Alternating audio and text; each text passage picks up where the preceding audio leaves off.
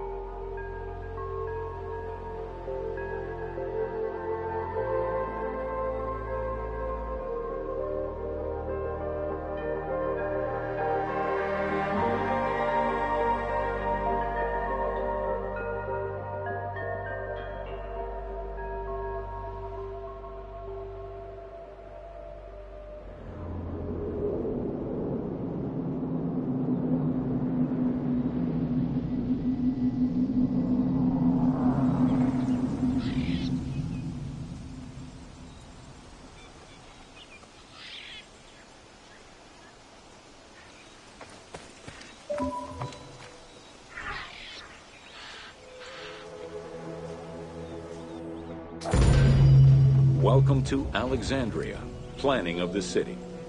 Alexander's plan to build his great city began with a verse from Homer's Odyssey. There is, in front of Egypt, in the sea with many swells, an island called Pharos. Guided by these clues, Alexander the Great founded his future city at the western end of the Nile Delta.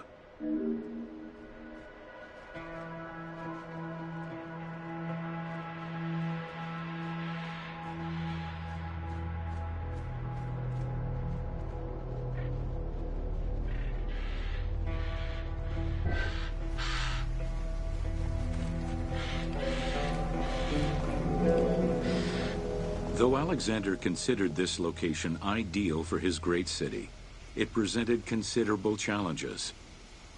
Too difficult to access during storms, the surrounding swamps threatened disease, and the limestone soil prevented the growth of healthy crops. However, due to the influence of his mentor Aristotle, Alexander the Great recognized that the true value was its strategic emplacement. Alexander knew that in controlling Pelusium to the east, Memphis to the south, and his crowning glory Alexandria to the west, he would create a triangular stronghold, allowing him to control the entire delta while giving him access to the Mediterranean.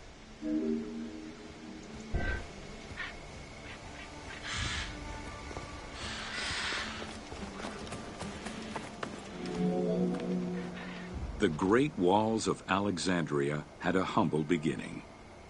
Lacking chalk to outline the future city's foundations, architects were forced to use flour instead. Clouds of migrating birds swept down and ate the flour, erasing the plans.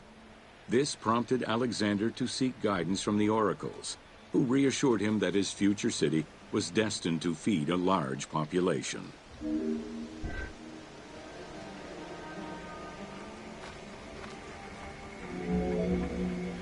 Excavations led by Mahmud Bey el-Falaki in the 19th century revealed that the wall enclosure measured approximately 5.2 kilometers in length and 2.2 kilometers in width. It was roughly 9 meters in height.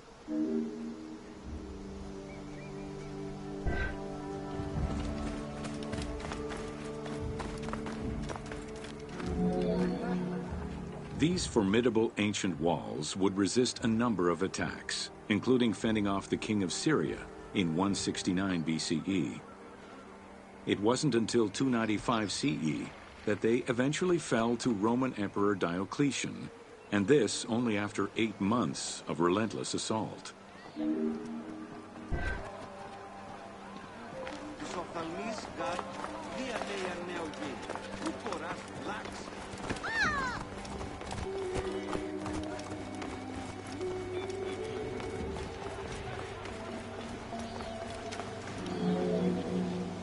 Alexandria's principal architect, Dinocrates, chose a Hippodamian grid plan.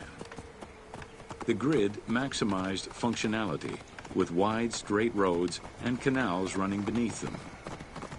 Alexander recognized the military value of the city's design. The wide, parallel streets gave him optimal surveillance of the city, while allowing the unobstructed flow of troops.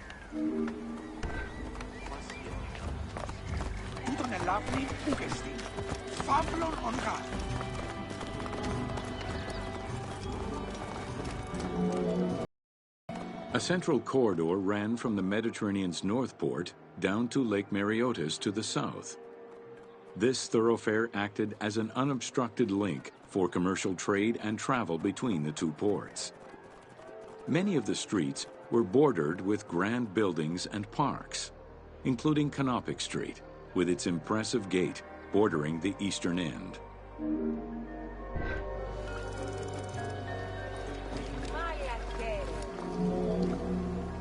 Alexandria was most likely built upon an already existing Egyptian village. Upon its completion, the Egyptians reviled the city, refusing to call it by its founder's name. Instead, they called it Raked, the building, as a mark of disdain, which was later Hellenized into Rakotis. Despite this, the name Alexandria would remain.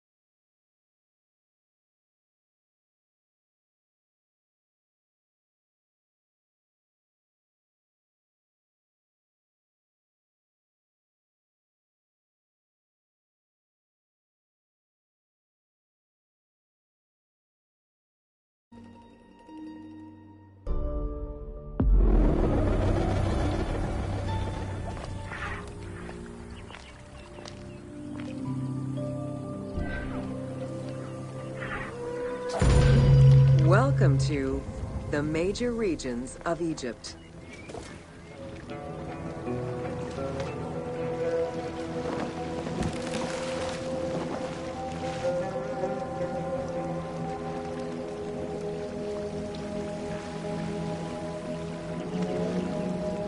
Life in ancient Egypt was concentrated along the shores of the Nile and divided into two regions.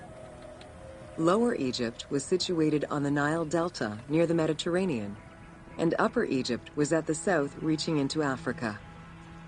Due to its proximity to the Mediterranean, temperatures in Lower Egypt were less extreme than in Upper Egypt.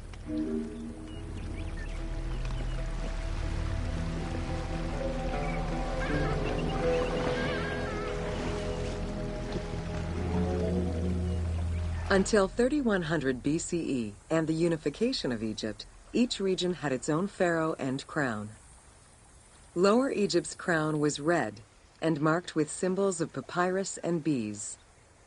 Upper Egypt's crown was white with symbols of lotus and sedge grass.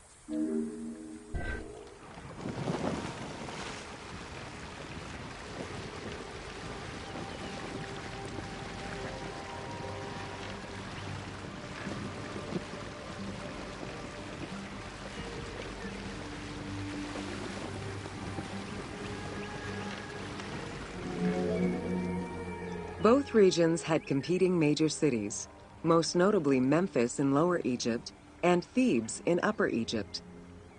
There were different religious cults in both regions, each worshiping their own major gods.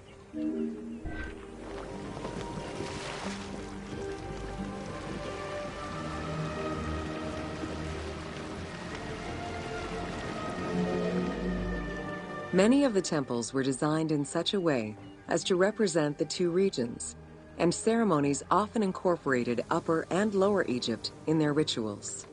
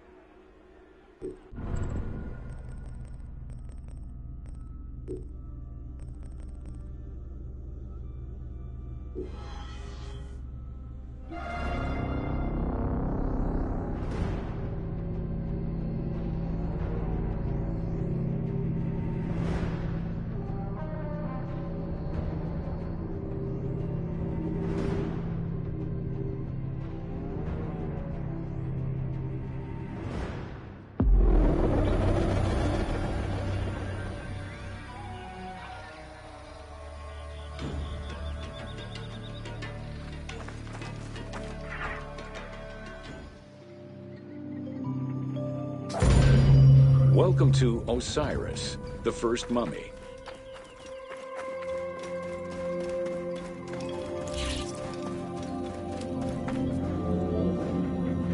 The oldest mummies recovered date from the Old Kingdom, though Egyptologists believe that mummification was in use earlier than that. At first, the body was mummified through environmental desiccation, by leveraging the dryness of the environment and the heat of the climate. Early experimentations in mummification were conducted with the use of resin made from tree sap. Strips of linen were only used on some superficial parts of the epidermis of the hands or jaw.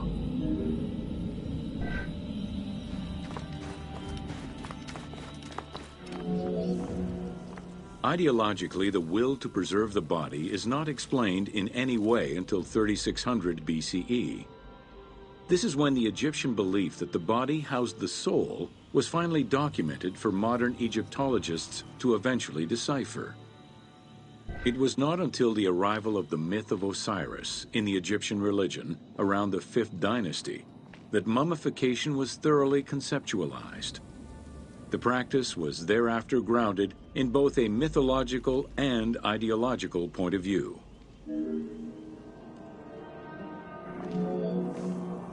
Osiris was mainly known as the god of the dead and the god of resurrection.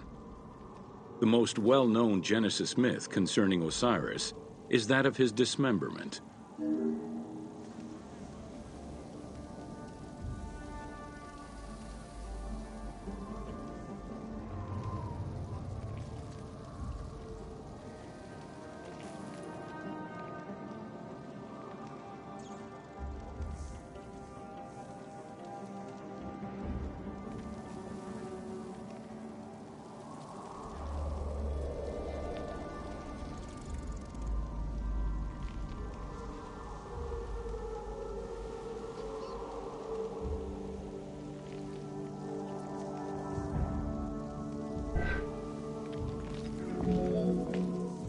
It is Plutarch who gives the most simplified and complete summary of the story. Within Egyptian mythology, Osiris represented the first king to rule Egypt. Jealous of his power, his brother Seth attempted to usurp his throne. After several unsuccessful attempts, Seth succeeded in killing his brother by dismembering him and scattering the pieces of his body all over Egypt. Isis, the Great of Magic, traveled all over Egypt in search of the pieces of her husband's body. After a long search, she recovered all the pieces save for his manhood, as it was eaten by a fish.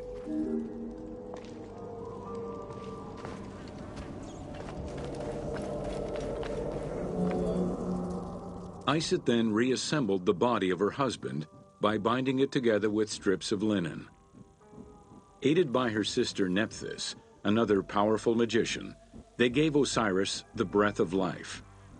This not only brought him back from the dead, but also allowed him to recover his virility long enough to impregnate Iset, thus ensuring his succession before, once more, dying. Thus Horus was born.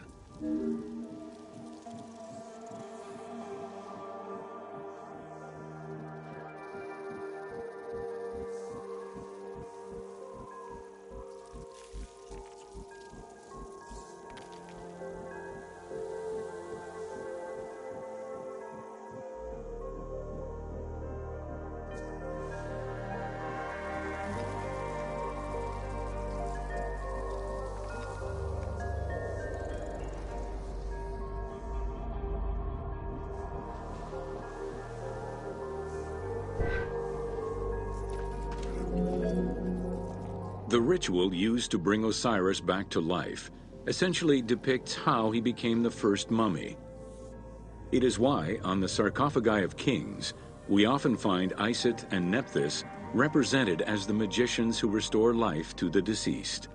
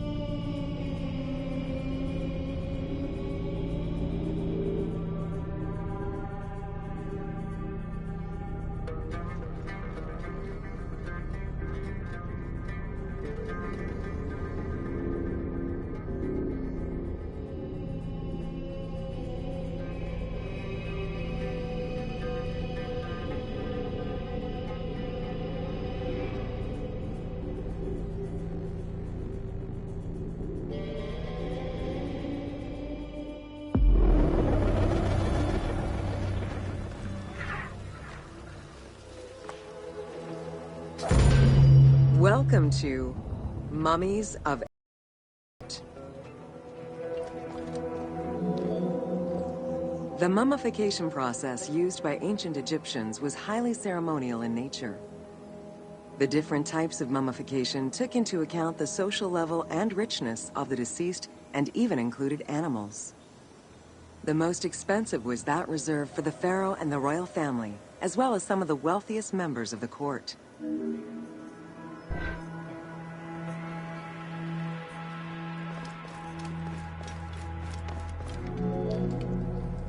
The first step was cleaning. Once bodies arrived at the mummification site, they were placed on inclined tables while the bodily fluids drained away. They were then cleansed by priests until they were deemed ready for the purification process.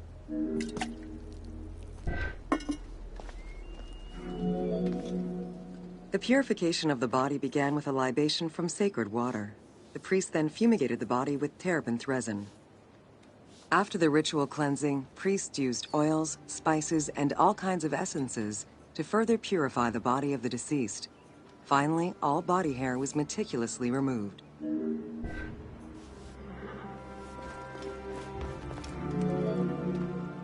Once the body was properly purified, embalmers removed the organs, following very specific procedures.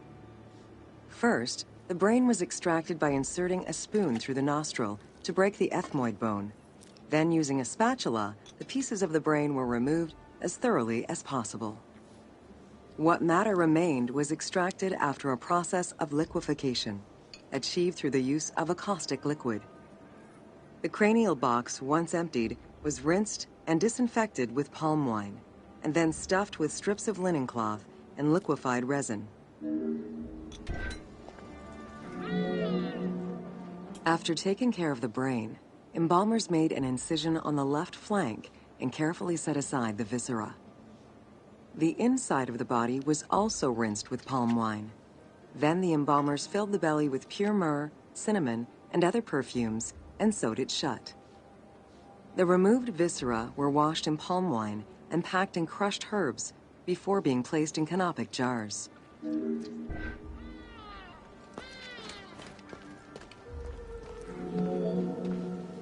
Canopic jars were placed close to the sarcophagus or kept in a chest nearby. At first, the viscera were wrapped in tissue and placed in the vases. As the ritual requirements became more elaborate, ointments, spices, and even water and natron were added to the process.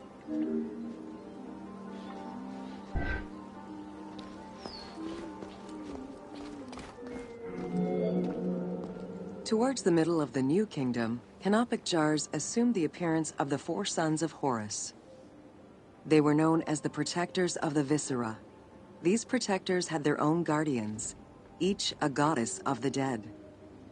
Imseti, the human-headed god, protected the liver and was protected by the goddess Iset.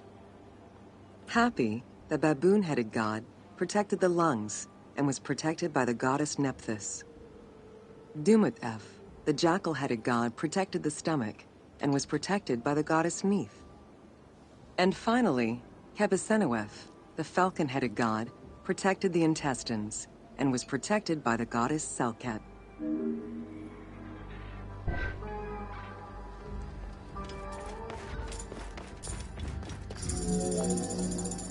Natron is a naturally occurring mineral found in evaporite. These sedimentary rocks are made up of mineral salts and were generally mined from lake beds in Egypt.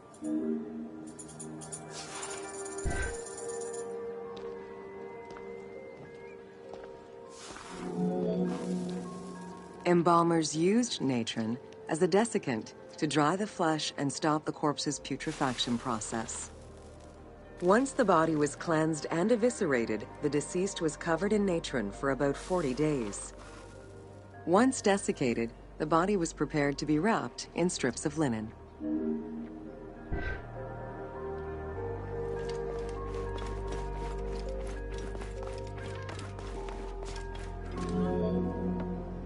Once the body was fully desiccated by the natron treatment, embalmers oiled, painted, and sometimes even added hair extensions or a wig.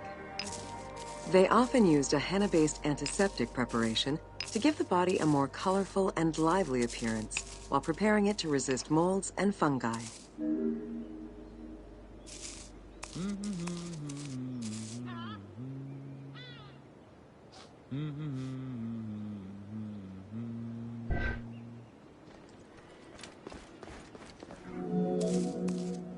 Next came the phase which gave mummies their most well-known appearance, the wrapping. Originally, each part of the body was wrapped separately. Men had their arms crossed on their chests, while women had the right arm folded over their breasts and the left arm stretched along the body. However, techniques evolved over time. Eventually, the body as a whole was wrapped with limbs alongside the body, and increasingly sophisticated and different techniques of weaving flax bands were developed.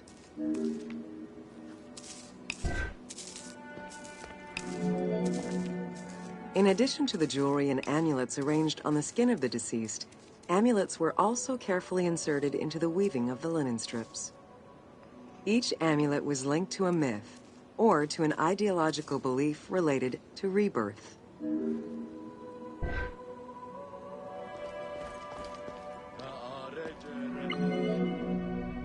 Masks were an important part of a mummy's finery. Early wooden funeral coverings were very expensive, however, and soon replaced by masks created through a technique known as cartonnage. Masks fashioned with this method were created by laying several layers of linen or papyrus pulp on a base made of mud or straw. Cartonnage was used for more than funerary masks.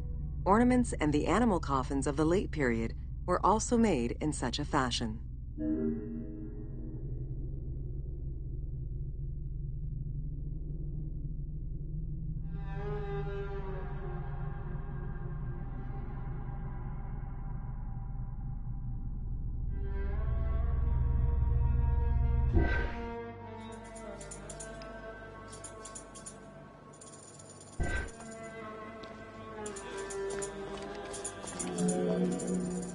Cartonnage evolved to cover the entire body of the mummy during the 22nd dynasty.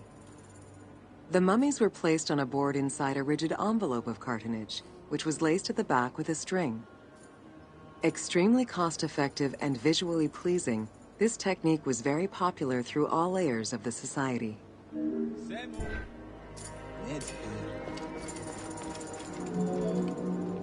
Cartonnage envelopes were usually covered with inscriptions and polychrome decorations, specifying the names and titles of the deceased, scenes depicting daily life, or decorations specific to the funerary world. This was a true gift for Egyptologists eager to study the funerary rites of the ancient Egyptians.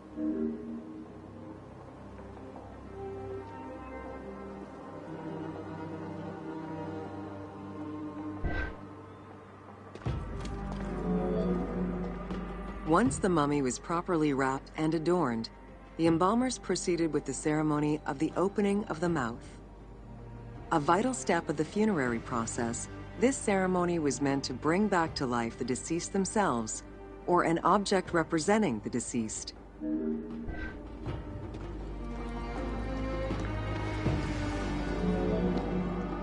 There were no less than 75 different stages for the opening of the mouth. It required the application of the same oils, ointments, spices, and perfumes used during the mummification process. Makeup was sometimes part of the process as well.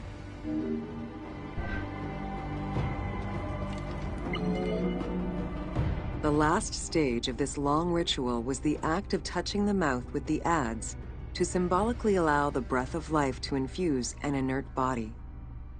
Its performance was reserved for a very specific set of people: priests who wore the mask of the god Anubis, a close relative of the family, or by the heir to the throne.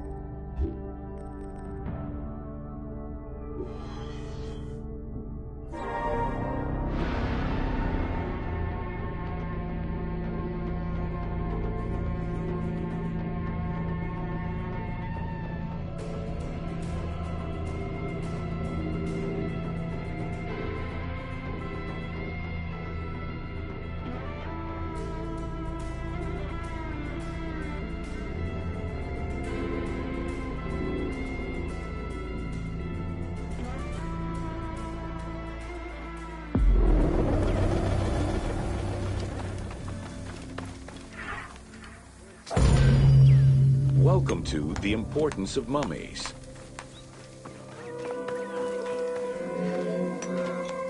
The first hieroglyph for embalmer appeared in pyramid texts of the Old Kingdom. It is likely that embalming was a trade that progressed alongside the evolution of ancient Egyptian funeral practices.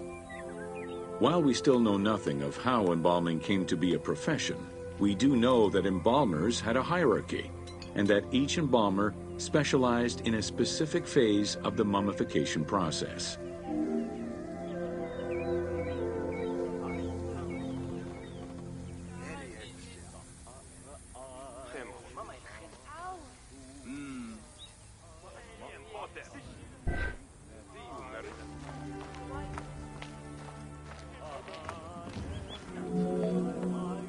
The mummification techniques were jealously guarded by embalmers from generation to generation. Despite their efforts, Herodotus and Diodorus discovered their methods in late antiquity, but historians were skeptical about the validity of the texts. It remained a mystery until two teams of modern medical legal scientists confirmed the process in 1994 and again in 2011.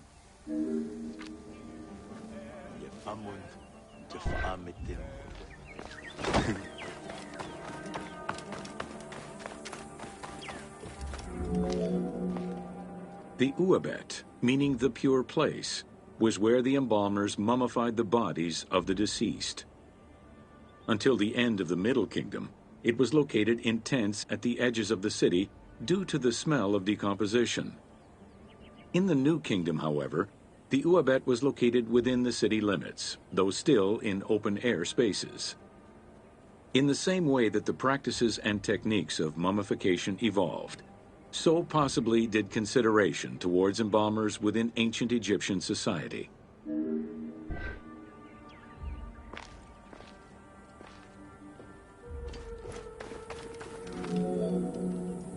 The pharaoh had access to the most elaborate of mummification rituals. The richer citizens of Egypt also enjoyed complex embalming options, though none of them allowed for the removal of the brain or viscera. After purifying the body, embalmers injected a liquid through the rectum, sealed it, and allowed the mixture to settle. They then plunged the body into natron for up to 40 days. Once the body was dried, the seal was removed, and the entrails flowed out with the injected liquid, leaving the skin and bones of the deceased to be wrapped in linen and returned to the family for burial.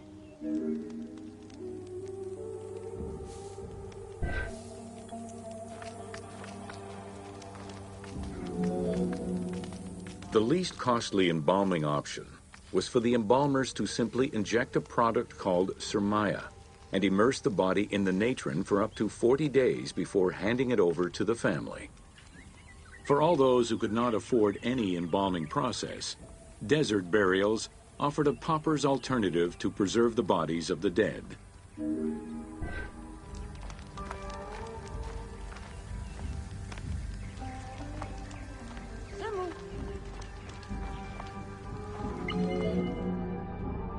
Egyptian civilization has always appealed to Westerners, even before the Greek and Roman invasions. As early as the Middle Ages, mummies discovered by travelers were often sent back to Europe. Curio cabinets, dating from the 16th and 17th centuries, usually included pharaonic artifacts in their collections.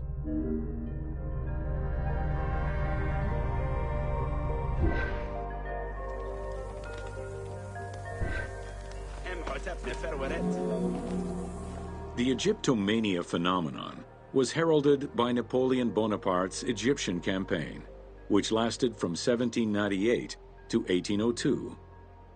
The following years were marked by a resurgence of interest from rich enthusiasts and scholars who exposed Egypt to the general populace. Many research societies focusing on Egyptology were founded during those years.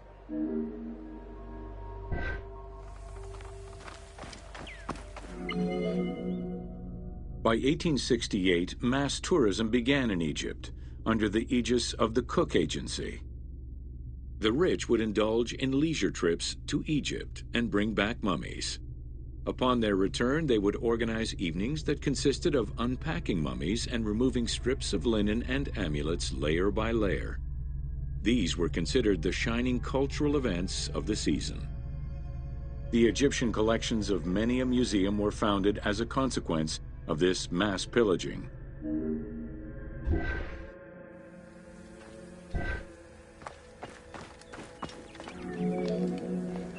Thanks to those dubious parties, the fantasy of a mummy coming back to life, seeking revenge on its defilers, was born. The mummy malediction myth has remained steady in popular culture ever since, particularly in written media and cinema.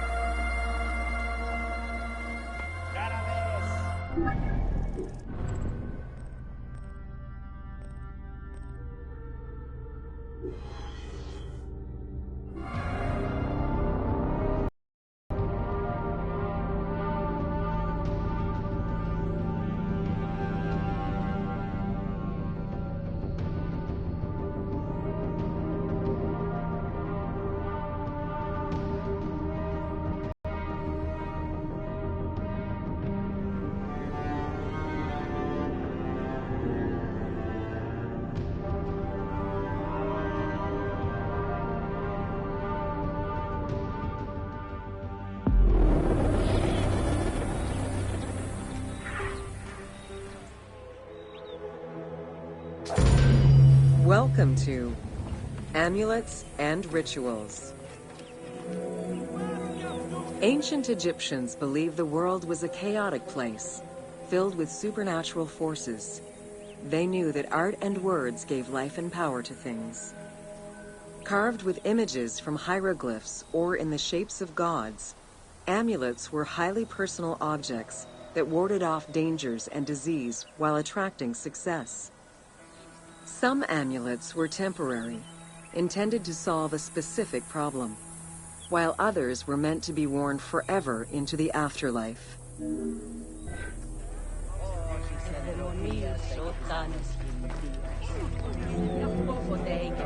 Priests would infuse amulets with magical energy during religious ceremonies, imbuing them with protective magic to safeguard against supernatural powers. The wealthiest of Egyptians could obtain a divinely ordained pendant in which was hidden a magic formula inscribed on a piece of papyrus. It would act as a unique spell tailored to the owner.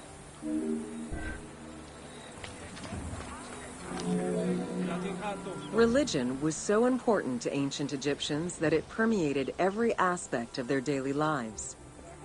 Since water was the source of life and had the symbolism of purifying the body and the soul, all daily routines began with ablutions. Personal prayers to the gods were sometimes written or spoken, with family prayers passed down through generations.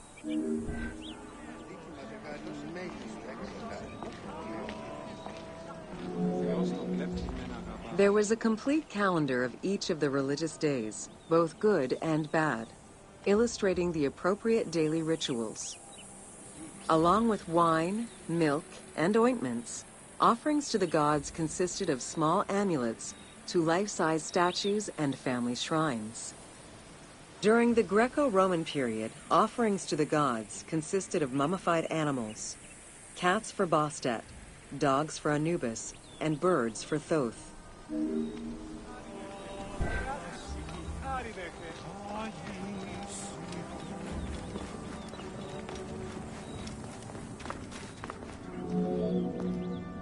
Deemed messengers of the gods, oracles offered guidance and judgment for all Egyptians, regardless of status. Crucial advice was offered on everything from day-to-day farming management to a pharaoh's decision on whether to start a war. Oracles were often used to decide legal issues. If the accused refused the judgment of the god, another god could be consulted in hopes of a more favorable reply.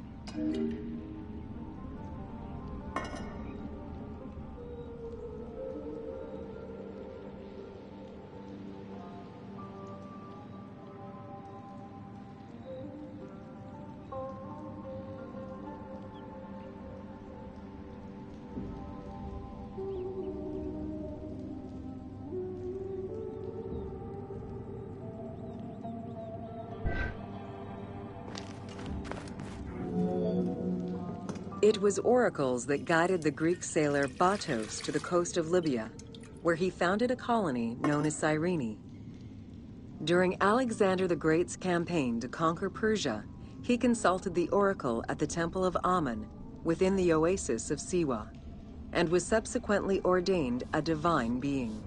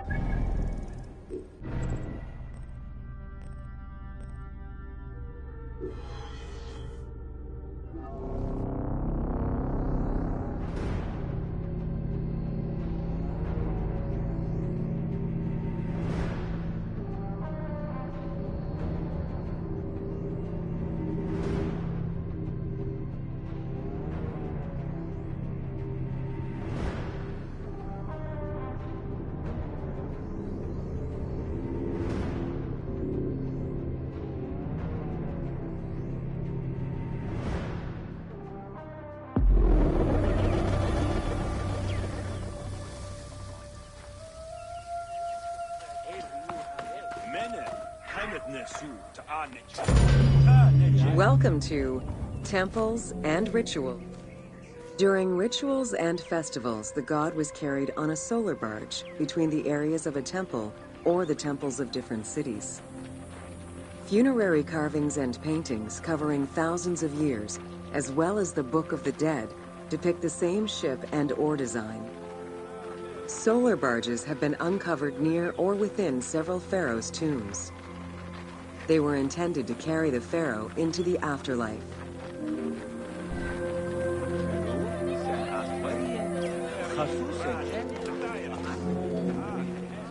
Ancient Egyptians believed that Ra, the sun god, traveled the skies in a boat known as the solar barge. The solar barge was believed to cross over to mythological lands.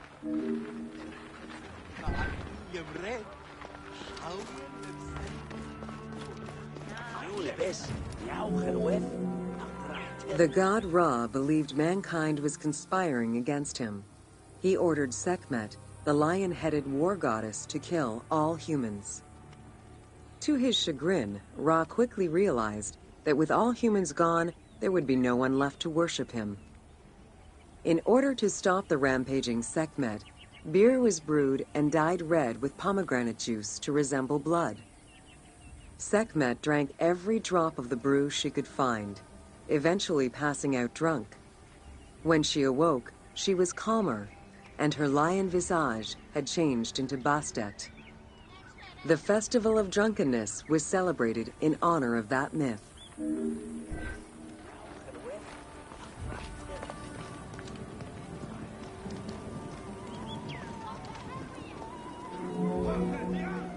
Unlike the daily rituals that took place in the temple and were performed by priests, festivals allowed the entire population of the city to participate.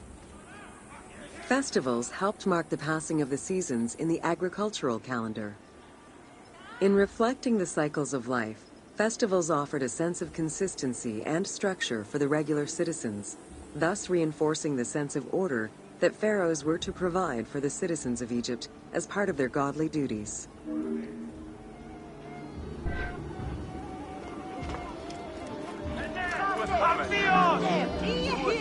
The importance of these festivals is demonstrated by their longevity.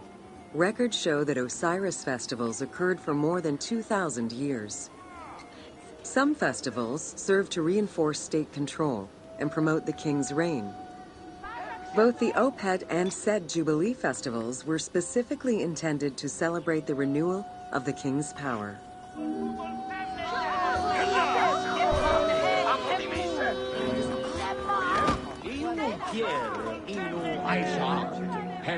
The temple hierarchy consisted of high priests, several types of priests, scribes, and servants. The high priest was known as the prophet. Some divinities had up to 4 prophets, and they were the ones to perform the most advanced and complex rituals.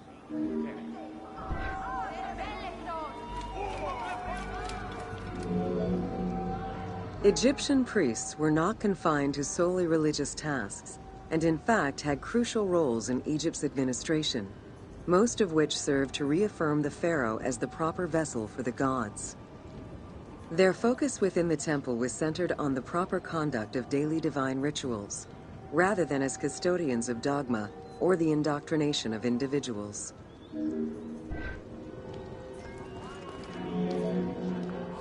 Scribes were custodians of the sacred sciences. Some priests were associated with the funeral rites and were considered the group with medical knowledge. The servants of the Ka were low-ranking priests who carried food and offerings in funerary rituals.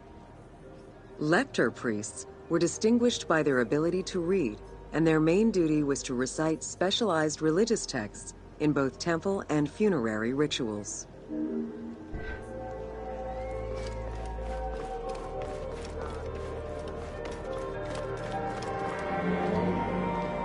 Priests and all the officials who served the temple worked only 3 months a year, with each period separated by a quarter of inactivity, at least within the temple compound.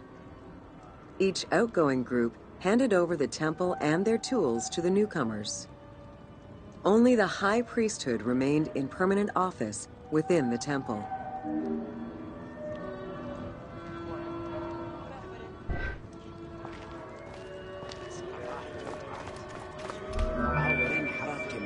The most sacred part of the temple was referred to as Jeser Jeseru, the Holy of Holies. The most sacred inner sanctuary was where the shrine to the temple deity was located. Only priests were allowed within. Offerings were given, and rituals unseen by even the pharaoh were performed. While the team chose to allow any character access to this space in some game temples, normally it was reserved for priests alone.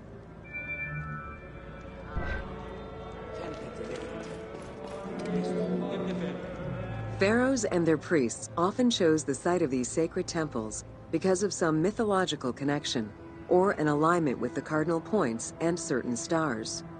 Once selected, a foundation ritual was performed. The pharaoh was required to complete 10 steps in the ritual, which required a mix of offerings as well as specific construction techniques. Once the temple was complete, construction of the chamber containing the shrine, or naos, began.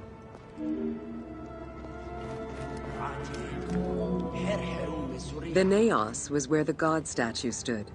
The representation of the deity was usually in stone or wood and decorated with gold, silver, and precious stones. Smaller temples had only one naos, while larger complexes, such as the Temple of Karnak, had many chambers to honor gods, such as Amun, Ptah, and Osiris. Each statue was believed to be a receptacle for the presence or essence of the god's Ka, enabling it to take a physical form. Through the statue, the god came to the shrine to eat, drink, and communicate with the pharaoh, or with the priests standing in for the pharaoh.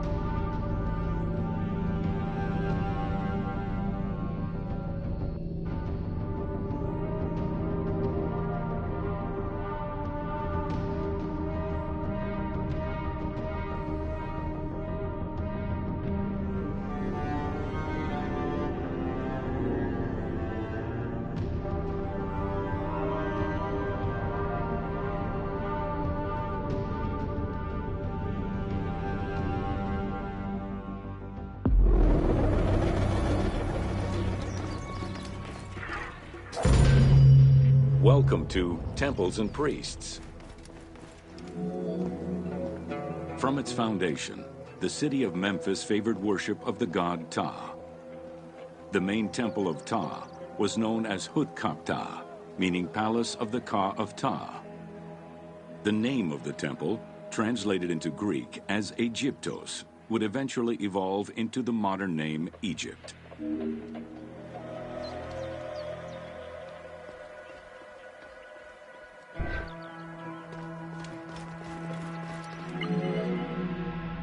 Temples were the center of religious, political, and economic life in ancient Egypt. These sacred places were viewed as the literal home of the gods and goddesses. As such, every aspect of them required care and reverence, all of which was accomplished through elaborate ritual.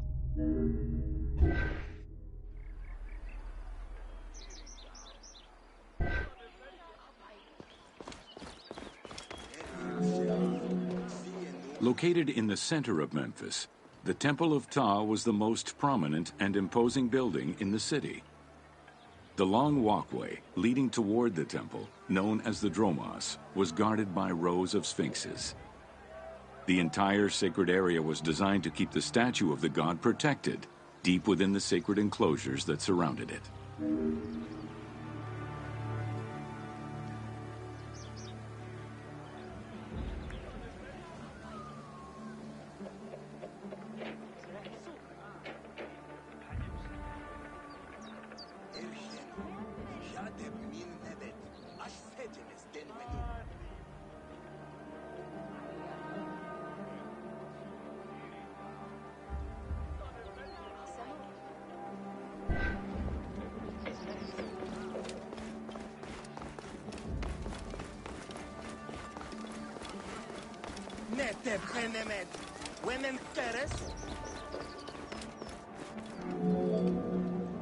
The dromos opened into a courtyard, with the surrounding portico graced with columns carved to resemble palm trees. During special festivals, the general population was allowed to enter this location, but under no circumstances would they be allowed into the sacred spaces beyond the courtyard.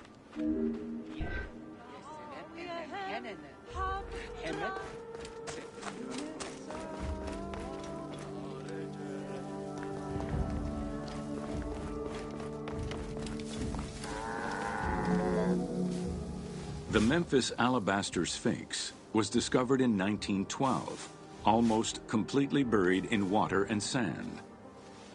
8 meters in height and weighing in at roughly 90 tons, it is still mounted on its original pedestal. Though it is called the Alabaster Sphinx, it was in fact carved from common calcite rock, which is similar in appearance and texture to alabaster.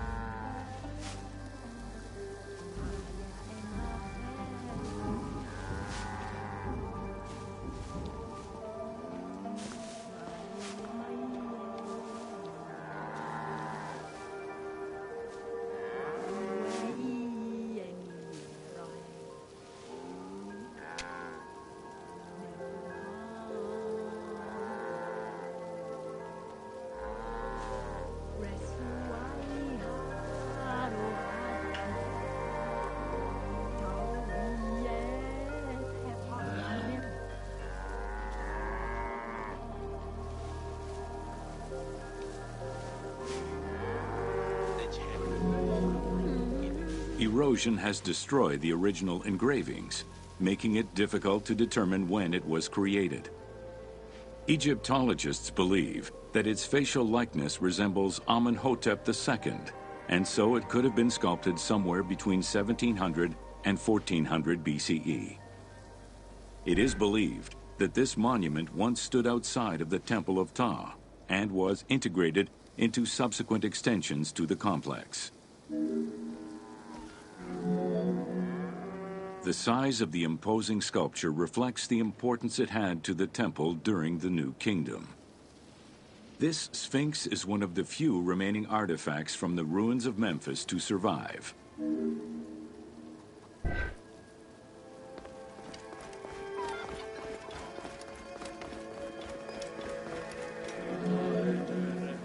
In Egyptian culture, some animals were associated with gods, while others were considered to be living gods. The Apis bull was believed to be a divine entity. The earliest mention of the Apis bull in ancient Egypt goes back as far as the first Egyptian dynasty.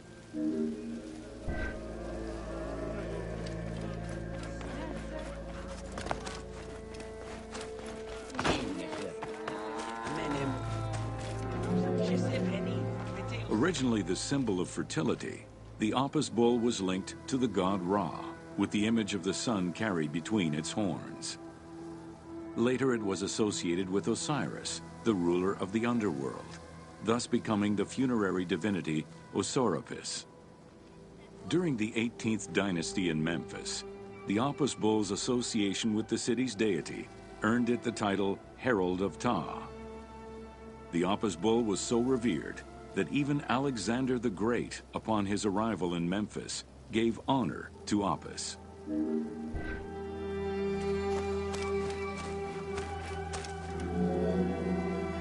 The Apis bull lived with its harem in a sacred barn located in an enclosure in the Temple of Ptah.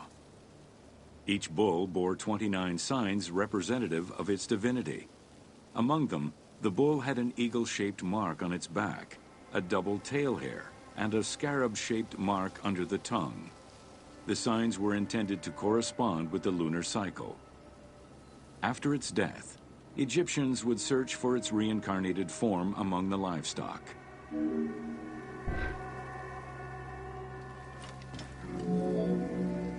Like other living divinities, the mortal incarnation of the Apis bull was prayed to, and when it died, it was given a luxurious funeral, which included mummification. Until the reign of Ramses II, the Apis bulls were buried in individual graves in Saqqara. During the 26th dynasty, the bodies of the bulls were buried in enormous stone vats in the underground corridors of the Serapeum of Memphis.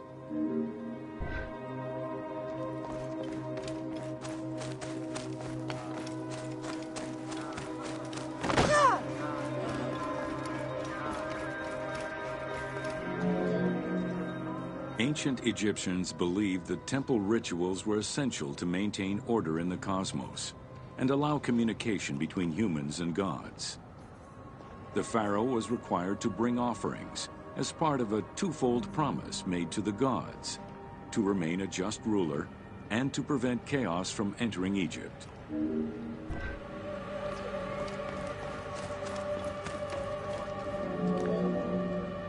Details of the ceremonies found on temple walls provide a thorough overview of the stages of the daily ritual.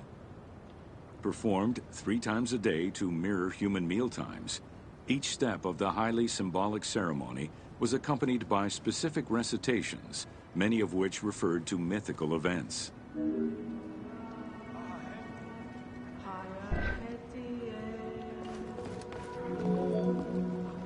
The high priest would first awaken the sleeping god with a chant. Then the seals of the shrine's doors were broken and the bolts drawn back. The act of swinging open the doors was a symbolic gesture where sight was granted to the deity. The priest would then bow and kiss the ground.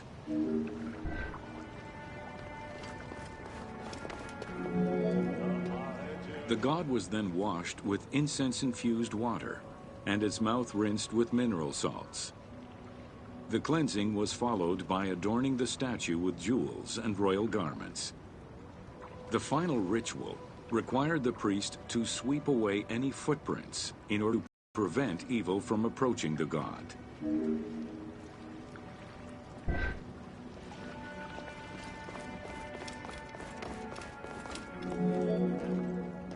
Heredity was the primary source of new recruits. Rarely was an outsider allowed this position. At the top of the temple hierarchy was the high priest. Each temple dedicated to a god had at least one high priest devoted to its care and service. During the Ptolemaic dynasty, one family held the position of high priest in Memphis for almost 300 years.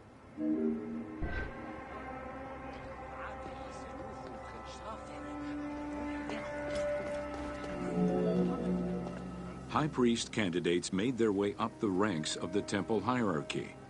The one chosen to occupy the lofty position of high priest was usually confirmed by the pharaoh. Several of the high priests were also important officials in the government. Families sharing the highest priesthood titles tended to make many alliances, thereby gaining more land and wealth.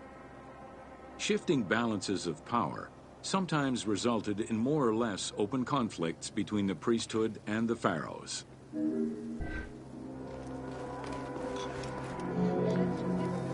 In the 21st dynasty, Thebes became the capital of an almost entirely theocratic government. The city was headed by king priests who spoke and governed in the name of the god Amun, in open opposition to the ruling pharaohs.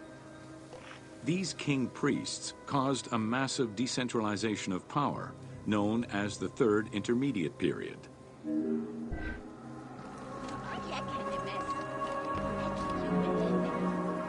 The educational institution in ancient Egypt was known as the House of Life. Attended by the offspring of the elite and the clergy, It was a place tailored to the social status of its attendees. The earliest references to this type of institution date back to royal decrees of the Old Kingdom.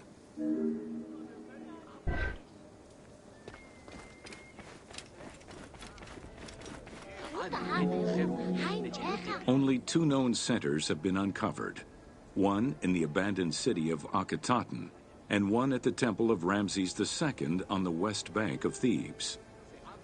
Inscriptions uncovered in those locations mention the names and titles of people who were connected with the House of Life, such as a chief physician and many scribes.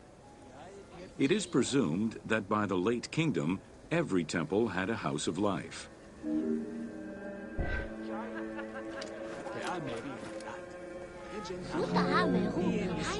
The House of Life offered training for the elite, destined for occupations such as astronomers, doctors, veterinarians, diplomats, architects, translators, or theologians.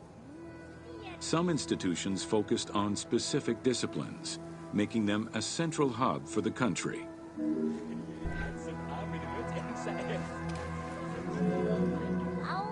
Not limited to instruction for young students, the House of Life was a source of reference for many scholars, with rooms dedicated to papyri of many disciplines. Because papyri were preserved there, the Greco-Romans referred to the House of Life as a library.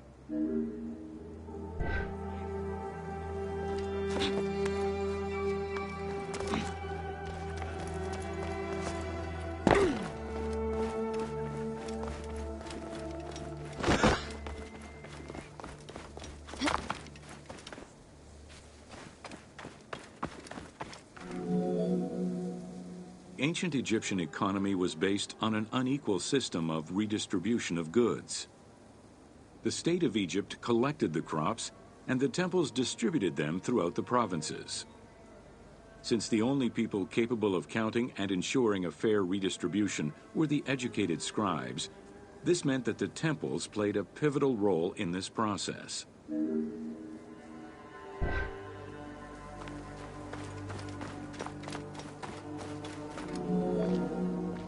There are records of pharaohs making offerings of large tracts of land and animals to temples in order to maintain their favor. Ramses III offered generous gifts to the temple of Amun in Karnak in such a manner.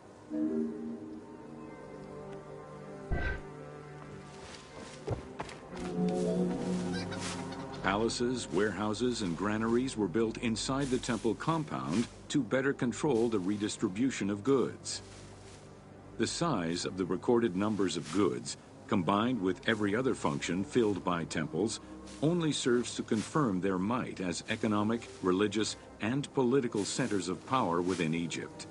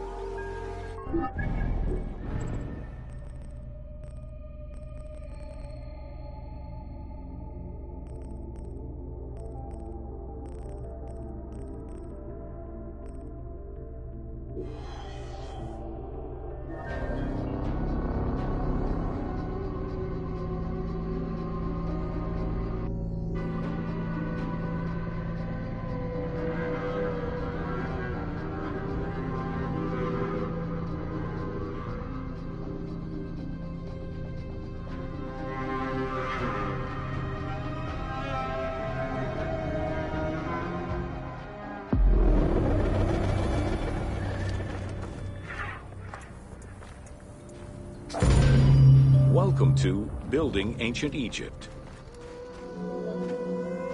Constructed with bricks made of mud, most ancient Egyptian buildings were not permanent. Only religious temples and funerary monuments were meant to stand the ravages of time.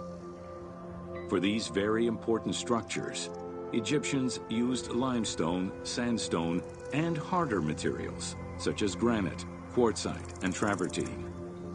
These heavy stone blocks were so prized that they were often transported from quarries located hundreds of kilometers away.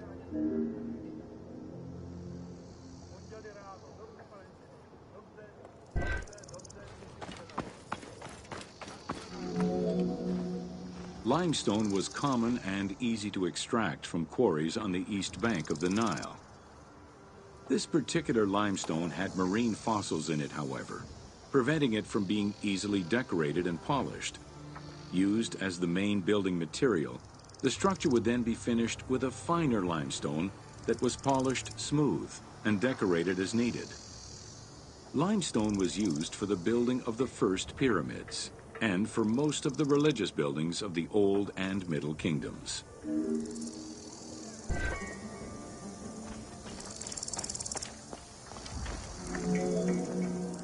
Ancient Egyptians preferred to use sedimentary rock beds or layers like sandstone and limestone because they were often easier to extract. The common method used to extract stone was the open pit quarry. Stonecutters would find quality stone, shape, and dig it out on site. Open pit quarries enabled many workers to work simultaneously on many blocks, which allowed for better productivity.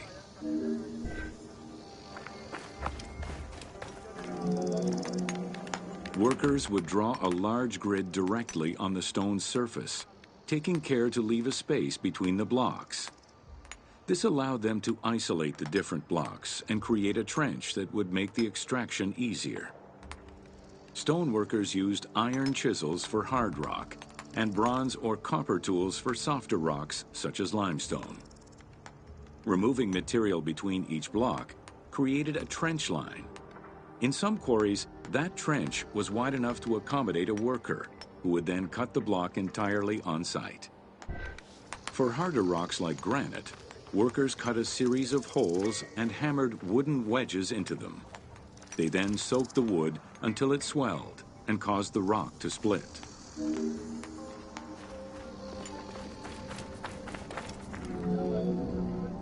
The gallery extraction technique was used when the desired rock was buried under layers of rubble. This method was often necessary in order to find the whiter and finer limestone required for a smoother finish. The first step was for the stoneworkers to create an access pit that would allow them to reach the desired wall of stone. Once a wall of quality stone was exposed, workers could then cut out smaller blocks. This pit required a descending platform. Designed like a stairway, it allowed them to free multiple galleries of blocks.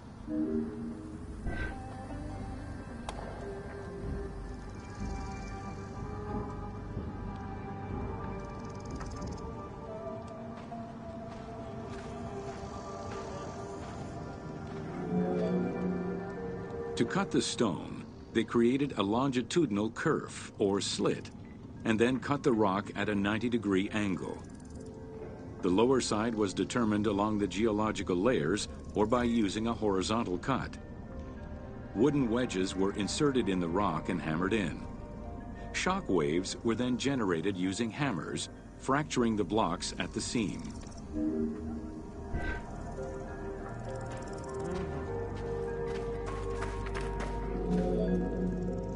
To maintain the stability of these mining pits over the course of quarrying, workers would leave support sections of unexcavated rock.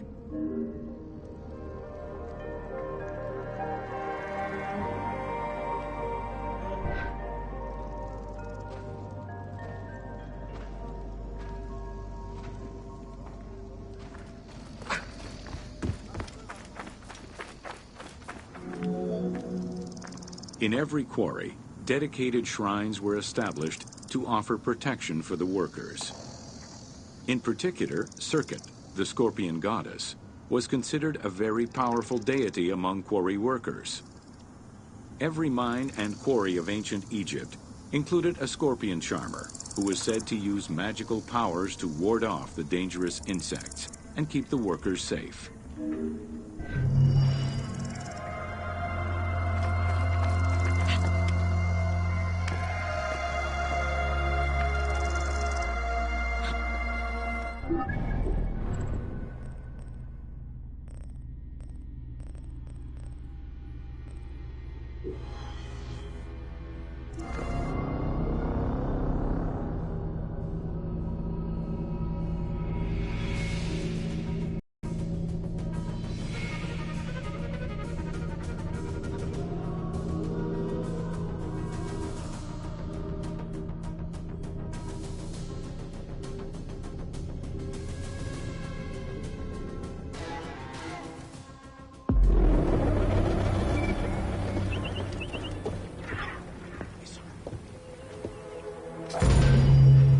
Welcome to Workers and Transport. Whether workers were employed for the pyramid construction or at the quarries, the government supplied food and housing. Workers for the pyramids and royal necropolises were housed in more permanent villages, such as the famous Deir el-Medina. Quarry workers had more temporary lodgings. All skill levels were needed and utilized, from basic work hands to prepare the gypsum, to brickmakers and sand carriers, to skilled stonemasons to shape the blocks.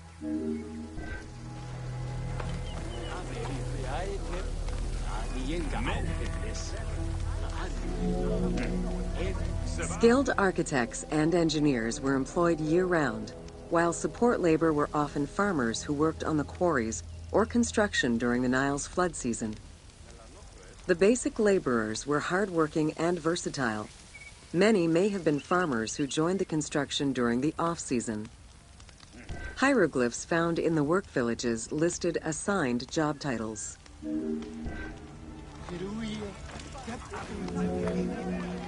Archaeological research shows that no food was stored or prepared on site, but instead workers received abundant rations of bread, beer, and meat. These rations were taken care of by an administration outside the village. Medical treatment was also available for those who were injured.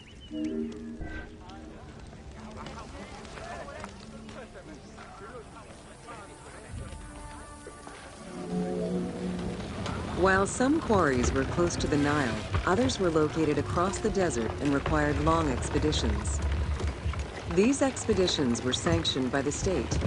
They involved complex logistics and required many participants. Transporting a block by land meant that workers had to overcome the weight and friction of the load.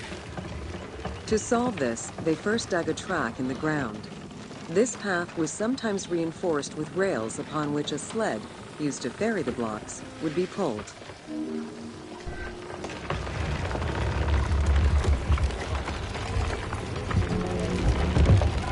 Whenever possible, blocks were toppled from a higher elevation onto the sled. Workers then poured water onto the clay at the front of the sled, creating a slick surface to more easily move the load. It wasn't until the New Kingdom that animals were used to tow the burden.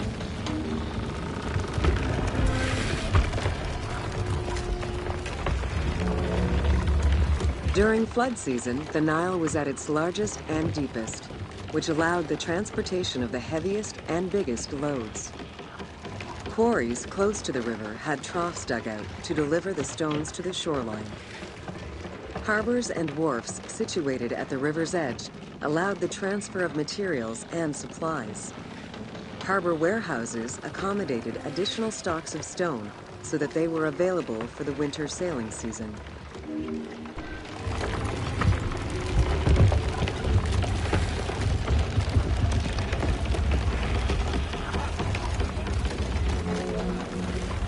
The Uwadi el-Jarf papyri detail a limestone load intended for the Khufu pyramid that weighed in at 70 to 80 tons, or 30 blocks. One papyrus is a fragment from a foreman's notes taken while working on the Great Pyramid. It details the transportation of limestone blocks from the Tura quarries to the construction site of the pyramid. The other papyri are shipping logs containing archives of the sailors assigned to sail the Red Sea and the Nile.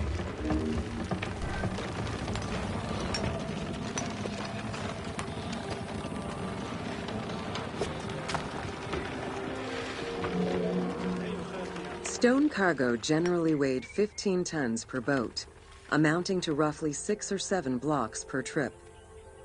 For heavier loads such as obelisks, monolithic pillars, or gigantic statues, larger boats were used. These transports are the ones typically showcased on temple walls.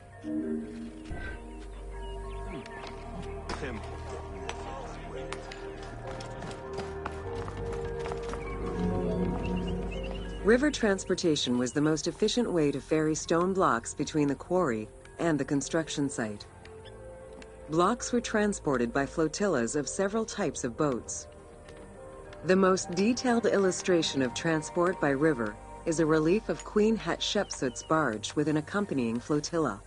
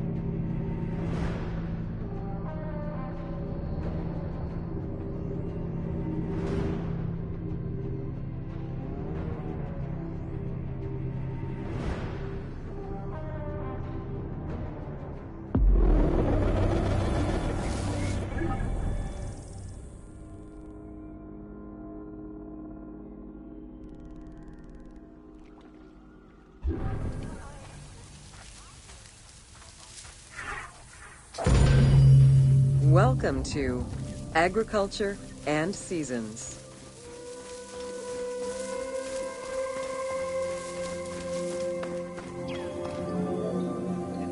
While crops were cultivated in different oases around the desert, most of the arable lands were near the Nile. Two types of cereal grain were cultivated, barley and an ancient wheat known as emmer. These two key ingredients contributed in establishing bread and beer as the staple of the Egyptian diet and the basis of its economy.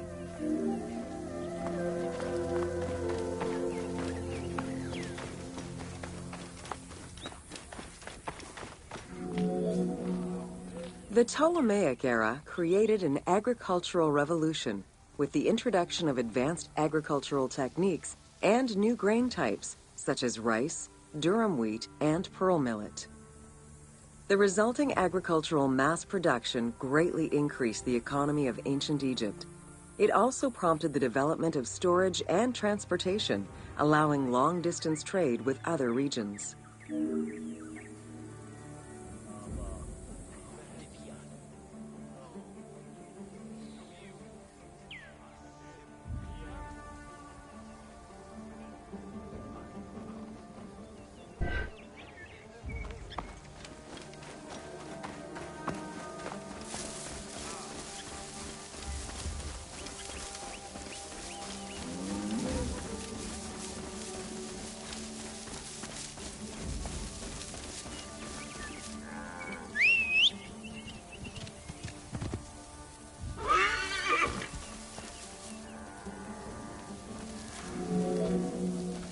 Both bread and beer rations were part of a system of barter payment. The state used those goods to pay wages for those who worked in the quarries and at the construction sites. Beer was so important to ancient Egyptians, they had a goddess of beer brewing, Tenenet. Tenenet is seen in many paintings and sculptures with beer, and women are depicted as the primary beer makers.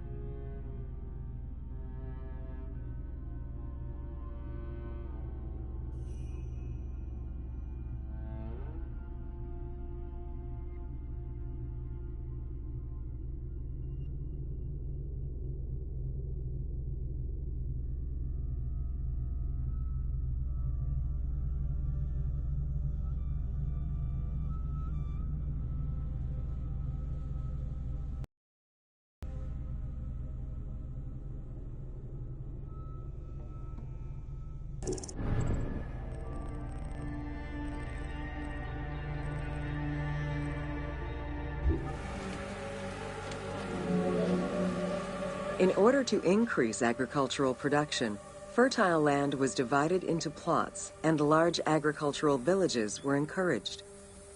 The state and temples were the biggest landowners. Depending on the region, fertile land was managed by civil servants or rented to individuals. Ancient Egyptians relied on rudimentary tools for land cultivation. Soil was broken down with hoes, and wing plows were used to make furrows.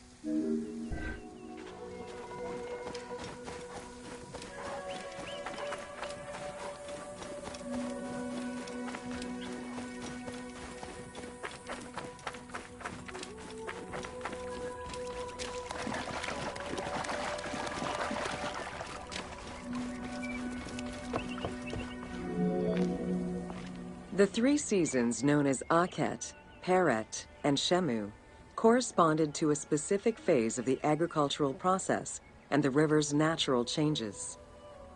Akhet was the time of the flood, beginning with the appearance of the star Sirius in July. Peret was the time when lands were cultivated, plowed, and sown. This fell between October and November. Shemu ran from May to September and was when harvesting and taxation began.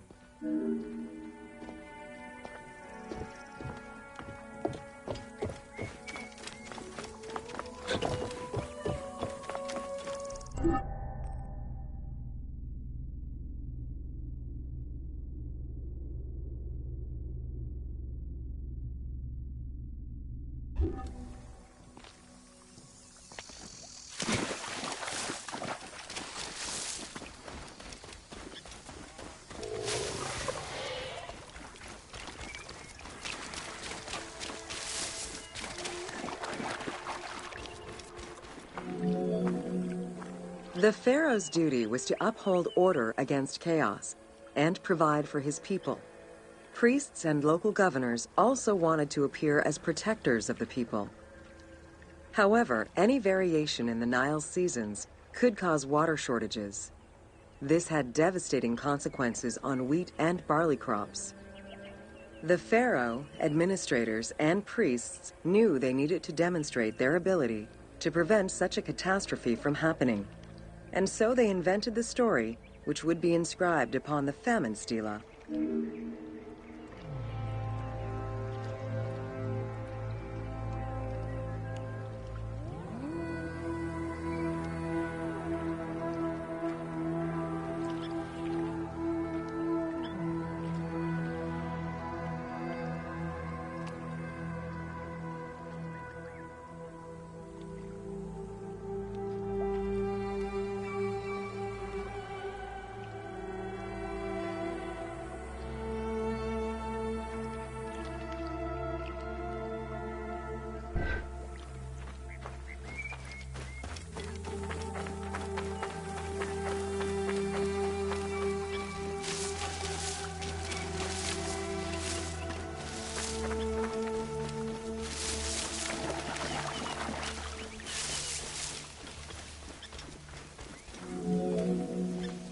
The story begins with the pharaoh worried for his people.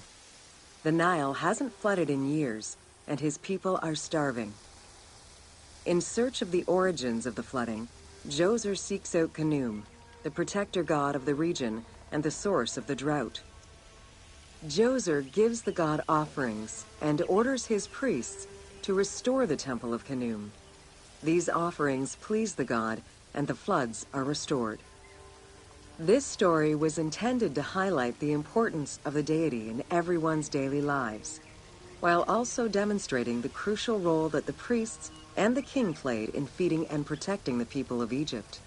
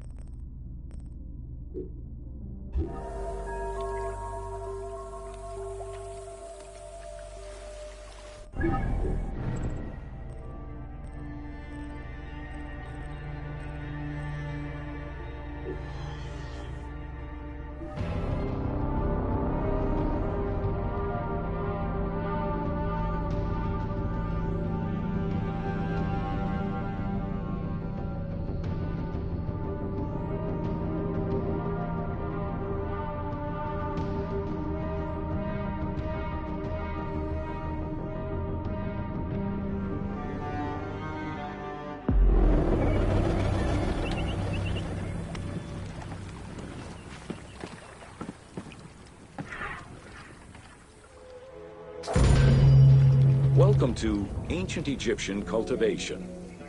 The new grain types of the Ptolemaic period required a great deal of water. Farmers needed to ensure they had effective, consistent irrigation. The Nile's rising and receding waters naturally irrigated most of the crops. Areas where the Nile didn't reach, such as gardens and vegetable plots, required an irrigation tool known as the shadoof. The shadoof allowed easy transport of water from its source. It consisted of a tall wooden frame with a long pivoting pole and suspended bucket. The system could be raised and lowered with little effort.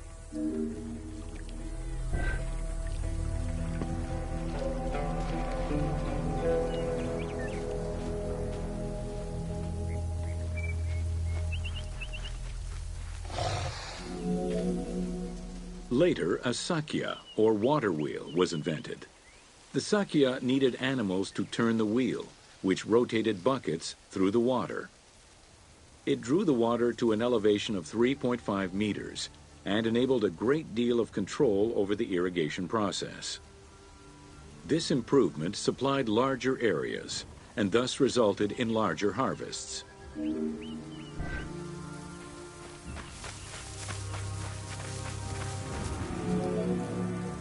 The threshing process separated the grain from its husk. Workers would spread the ears on clean ground. Oxen, cows, or donkeys were then guided back and forth to trample the grain. This continuous movement worked the grain loose while preventing the animals from eating it. Unwanted chaff and straw were swept away, or gathered and added to the mud used to make bricks, to make them stronger.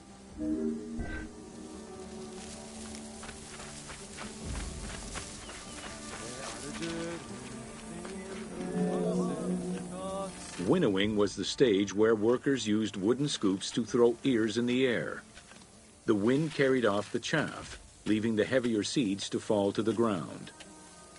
This action was repeated until the undesired materials were sifted out.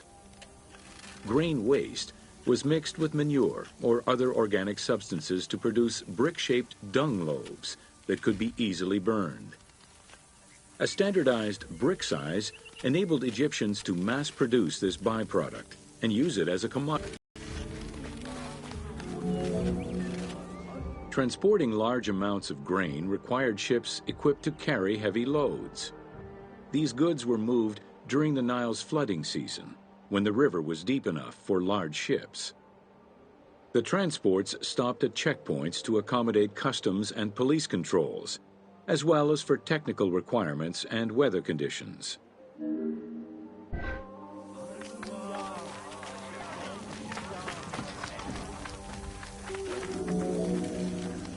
Having reached Alexandria's inner harbor, the wheat was unloaded under the supervision of a civil servant in charge of wheat management. Portions were distributed to Alexandria's city market, and the remaining stockpile was either exported or stored in warehouses.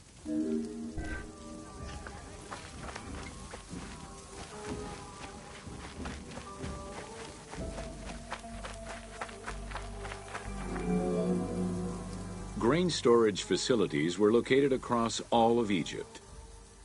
Temples and institutions had large silos, while individual houses had storage sheds. In some houses, arched cellars were built into the foundations. These watertight chambers were accessible from the ground floor through a trapdoor. Royal granaries acted as the storehouse and distribution centers, and managed state payments to civil servants, soldiers, and the police. Though plastered on the inside, silos weren't completely sealed, and so remained susceptible to mice infestations.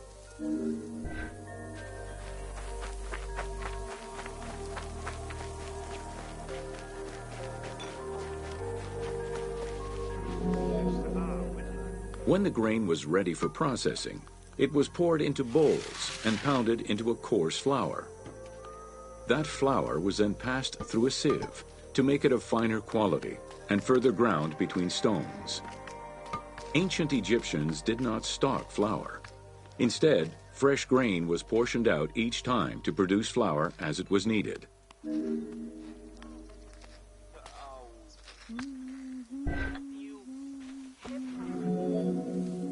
The sieves used by ancient Egyptians were unable to filter out sand and stones. Grit often passed into the flour, causing long-term tooth abrasions among all classes of Egyptians.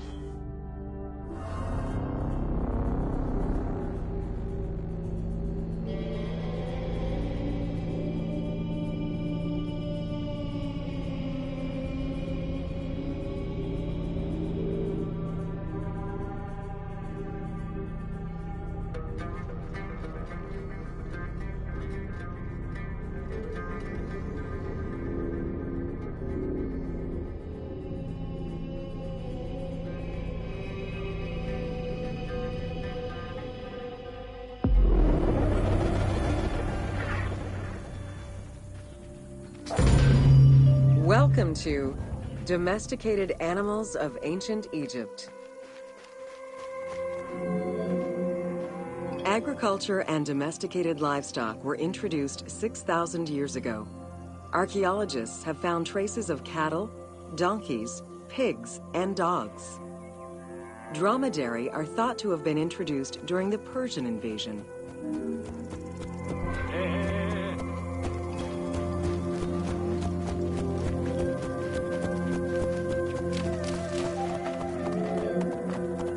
Pets were deeply cherished in ancient Egypt. Many illustrations of children often include a pet in the depiction.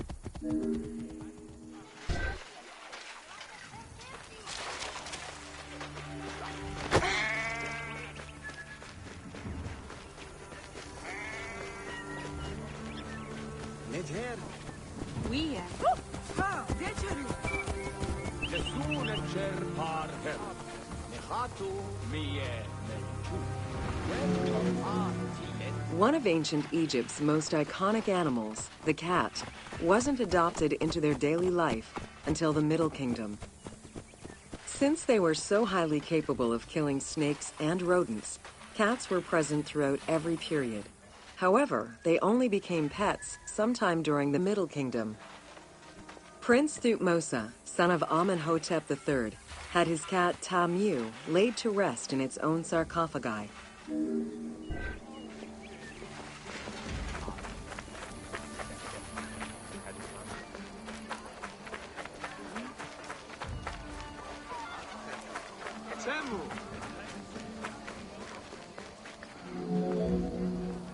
The earliest reference to dogs dates back to 5000 BCE. They were popular pets as they helped hunters and protected herds. They were closely linked to Anubis, the jackal-headed god. Baboons, monkeys, and even falcons were tamed as pets. Each was mummified and buried with as much ceremony as any family member.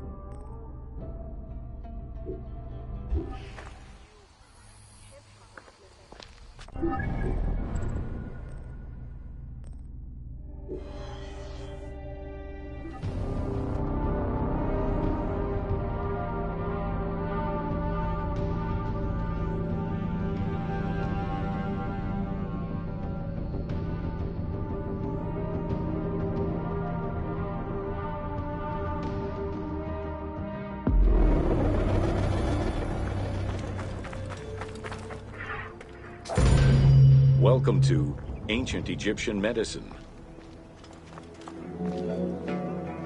Evidence of advanced medical procedures have been found on mummies, and ancient Egyptians left detailed medical writings from diagnosis to follow-up treatment. One of the oldest known surgical studies is the Edwin Smith Papyrus.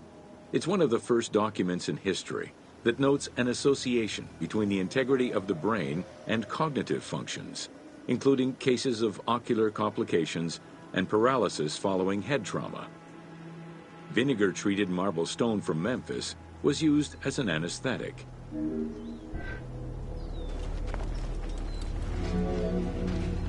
Another similar document, the Ebers Medical Papyrus, is over 20 meters long and 30 centimeters wide. It details treatments of 48 surgical cases and contains 877 paragraphs describing various diseases. Alongside accurate and factual scientific approaches, the papyrus has more than 700 magic formulas and incantations to ward off demons and disease. This demonstrates how ancient Egyptians believed in a harmonious balance between religion and science.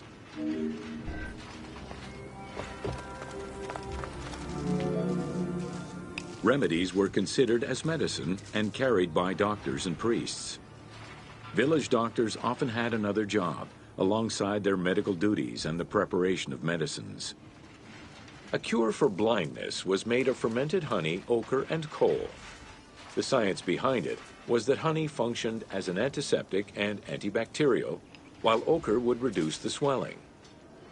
All of their knowledge did not always suffice. Ramses II died of an infection caused by an abscessed tooth.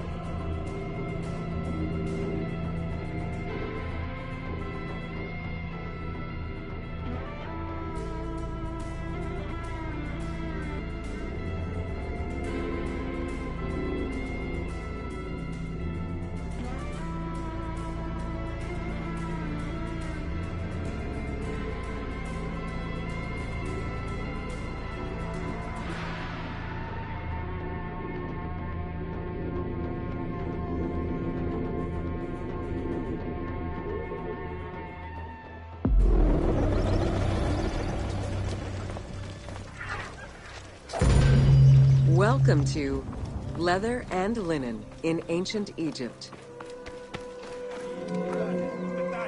Tanning, a process which dates from prehistoric times, was present although not highly valued in Egypt due to the heat. Leather was reserved mainly for things such as sandals, leather bags, dagger sheaths, quivers, and other similar items. Leopard hides, unlike regular leather, were highly valued and usually worn by priests.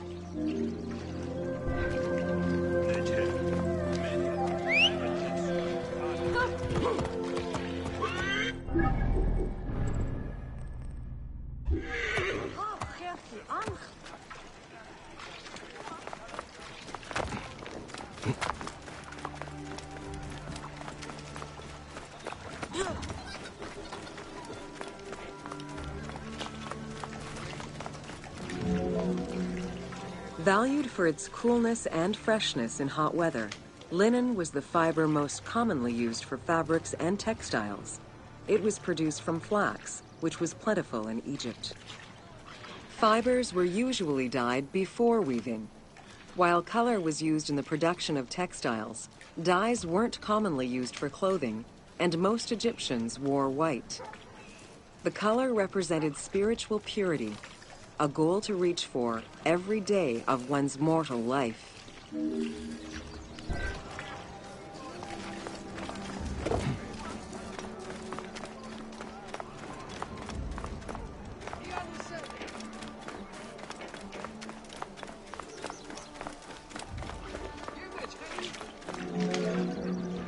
Various shades were achieved using woad, a dye produced from the leaves of Isotis tinctoria.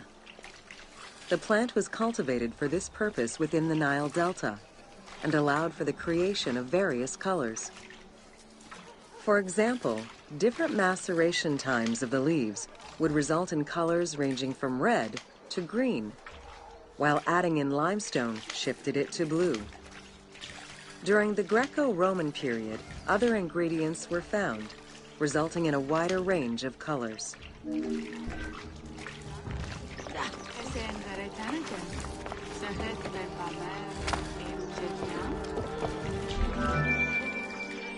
This area's style is strongly influenced by the dye baths and tanneries of modern-day Fes in Morocco. This helped Ubisoft envision what such locations might have been like in ancient Egypt. While this tannery is within the city walls, back then they were often found outside the city boundaries. The tanner's trade was considered off-putting by the Greeks, as all these operations resulted in noxious smells.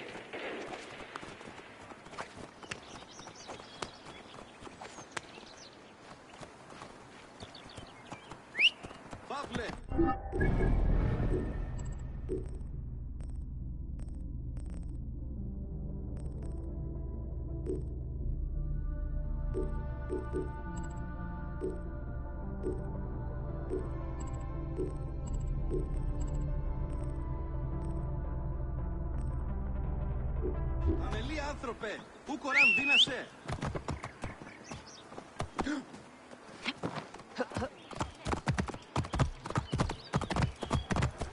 Ο Γαλλός έβγε. Whoa.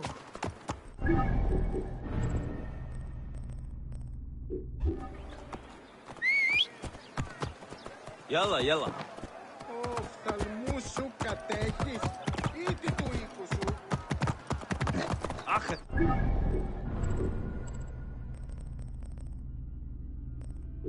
Nachher.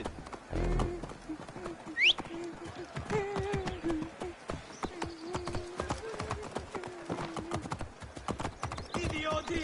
Ελάβει νούκι γνώστης. Θεοί, θα είσαι τι.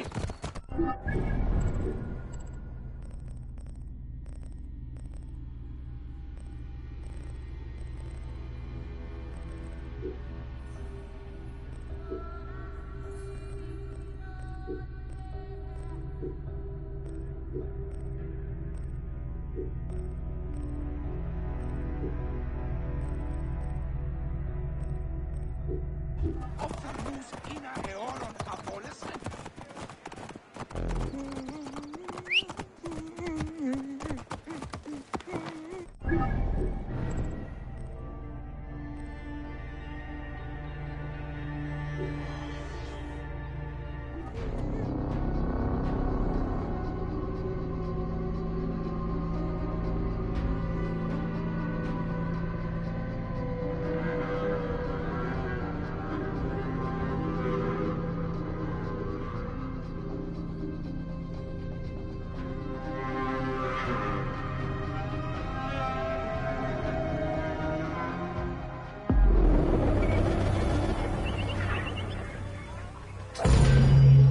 Welcome to Ancient Egyptian Fashions.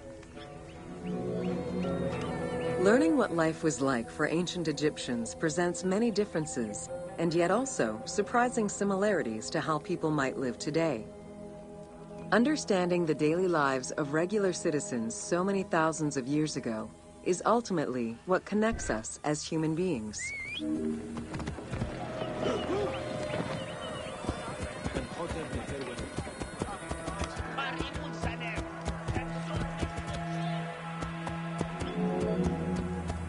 Jewelry was a popular item among ancient Egyptians of all social standing.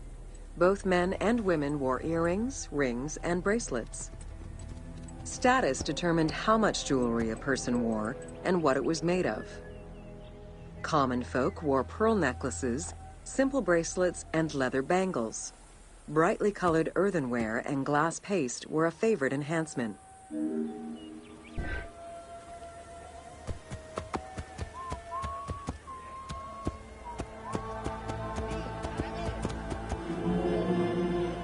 The jewelry of the elite was made from gold, silver, and other precious stones. Because gold never lost its shine, it was considered akin to the flesh of the gods. Wide jeweled collars were a favorite. Made with rows of beads formed into patterns of animals or flowers, the soft chiming sounds they made were thought to appease the gods.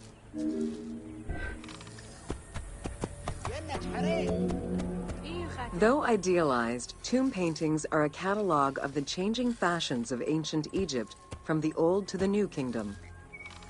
Egyptians took appearance and cleanliness very seriously and were diligent about their fashion, hair, and jewelry as well as their grooming habits.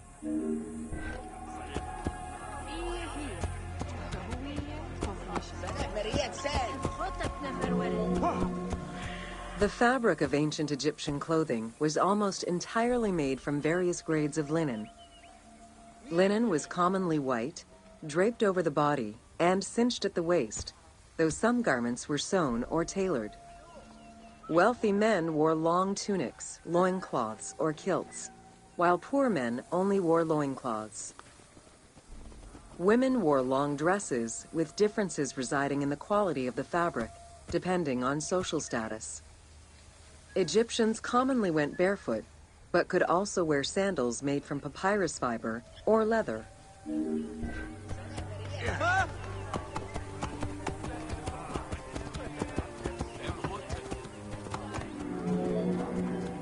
Cosmetics, including concoctions to prevent body odor and bad breath, were an integral part of everyday life for Egyptians. Used by both men and women, cosmetics were used as moisturizing ointments and sun protection as much as for beautification. Red ochre, a natural clay, was the most readily available cosmetic to tint lips and cheeks. Henna was used on nails and lips, and as hair coloring. It was also favored by richer women to decorate their palms and the soles of their feet.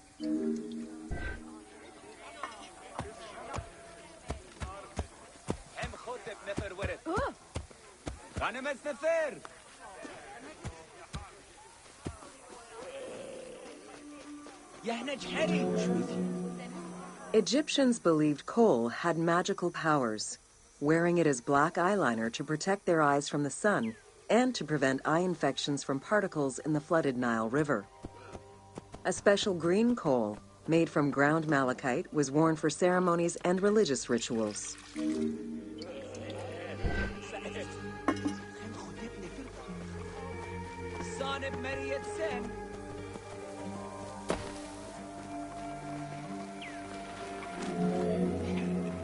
Women and teenage girls wore their hair long and often braided.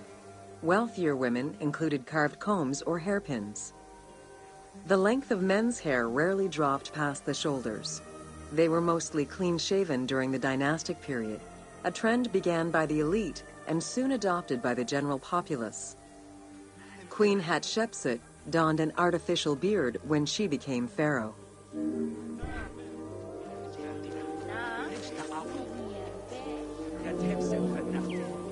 Wigs were very popular, used for special occasions or to conceal gray hair or baldness. They were fastened in place with beeswax. The most expensive wigs were made from human hair and reserved for royalty. Other wigs were composed of linen, wool, or animal hair.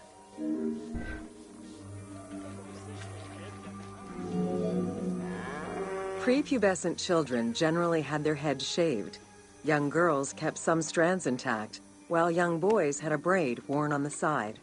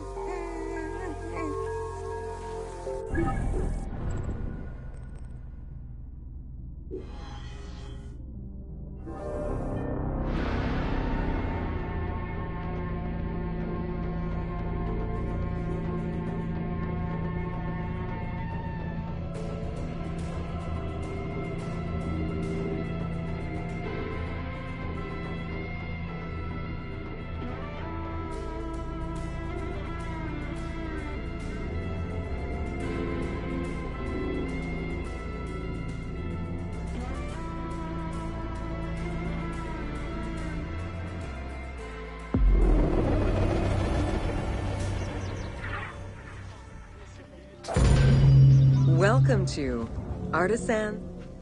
It was under the watchful eye of Ptah of Memphis, the god of craft and architecture, that ancient Egyptians developed the unique rendition of the world they lived in. However, it is vital to understand that their view of art, and those who created it, was likely very dissimilar to the modern concept of the word. Instead of artists, the creative culture had skilled and respected artisans. The most significant categories of specialties for crafters were drawing, painting, sculpture, and metalworking.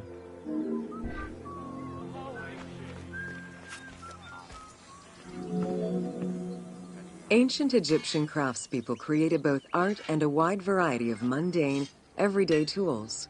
Every item created had a specific purpose and was produced by anonymous artisans who worked alone or with a team. Most crafts, such as pottery and metalworking, were utilized for everyday items. Luxury goods and artwork illustrations served temple rituals and were not meant for public display. Artisans rarely signed their names to the work, though they were clearly aware that they possessed a unique skill and talent for the task.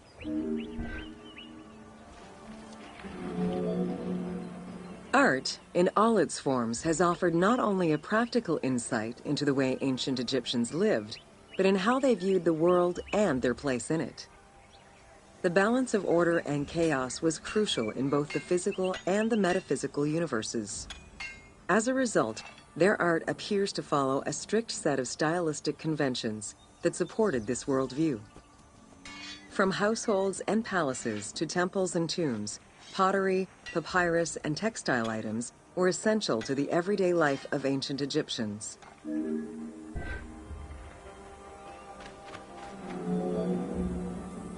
In ancient Egyptian culture, drawing was used as illustration, such as seen in the Book of the Dead. It was also the first step in the creation of a relief, painting, or statue. Two-dimensional representations were concerned with order and form, and were intended to honor gods and promote the transition of the soul to the afterlife.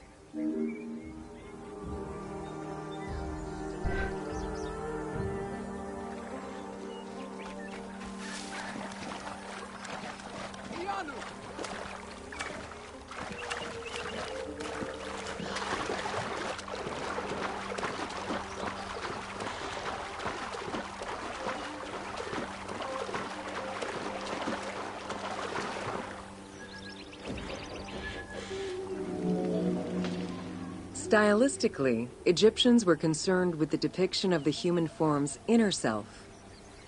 As such, artistic representations were not concerned with realism, but rather with idealized youth and perfectly harmonious visuals.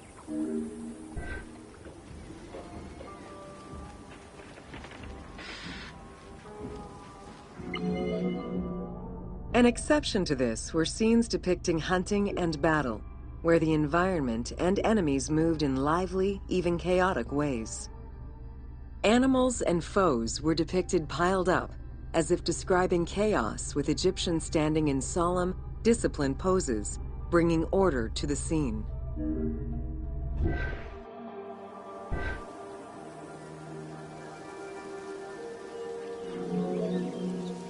Reliefs could be either in high relief or low relief. Either method required a surface suited to the desired technique. Preparation of the surfaces differed depending on the quality of the rock. A quarried block only needed a simple smoothing. Rough-cut rock monuments, such as those found in tombs, required more work. Often the surface was coated in plaster before being sculpted.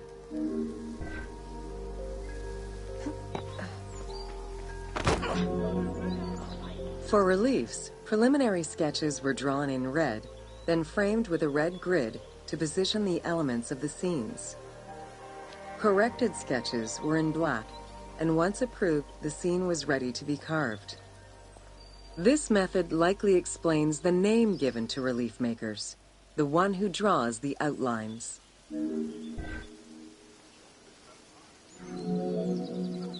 Statues were believed to be vessels for the souls of the deceased, or deities. That is why a sculptor was called the one who makes it live. This divine duty earned them the utmost respect. As with a relief, creation of a sculpture began with a drawing. Most statues were made of quarried blocks of stone, primarily limestone, though sometimes harder stones such as quartzite were also used.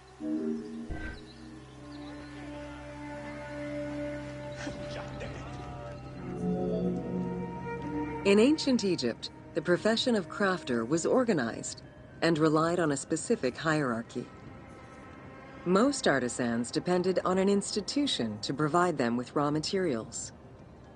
There were 3 working levels for craftsmanship: domestic, large estates, and within palace and temple workshops. Some royal workshops, at their largest, covered an area of about 2.8 square kilometers in size.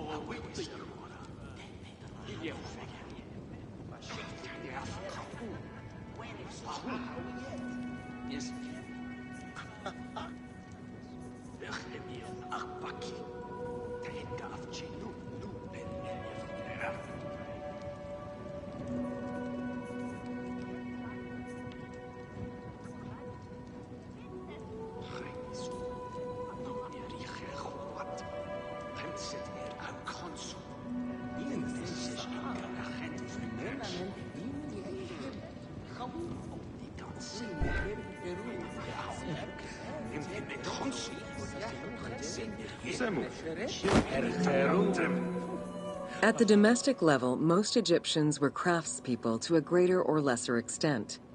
The ability to repair tools was a daily necessity. Crafted everyday items could also be bartered for at the local market. Artisans with skills but lacking in resources worked at large estates, where the elite provided them with space to work and raw materials. The most skilled artisans were employed in royal or temple projects and benefited from a special status. They were provided with good workspaces and considered to be highly skilled.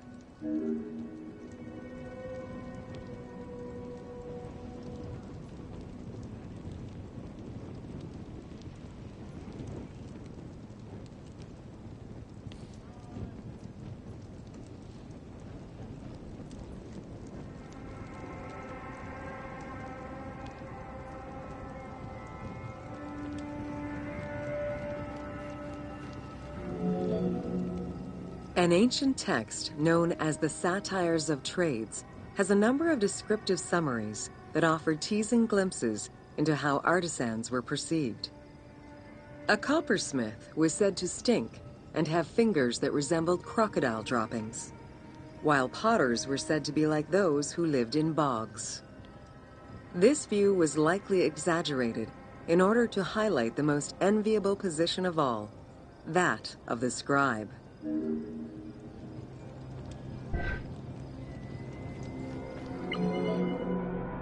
Located near the Valley of the Kings, Deir el-Medina was a settlement created by order of the king to honor the most skilled artisans, worked on the tombs in the Valley of the Kings and its surrounding temples.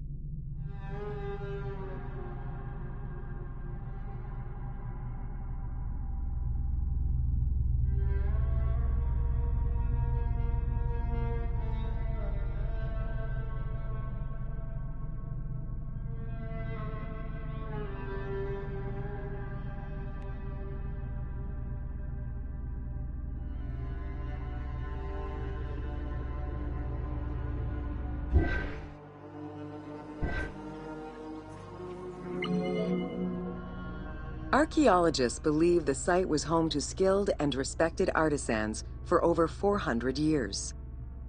It is considered one of the most important discoveries relating to Egyptian daily life. While much of the focus of Egyptian archaeology was on its kings and queens, it wasn't until the excavation of Deir el-Medina that Egyptologists were given a valuable window into the community life of ancient Egyptian artisans.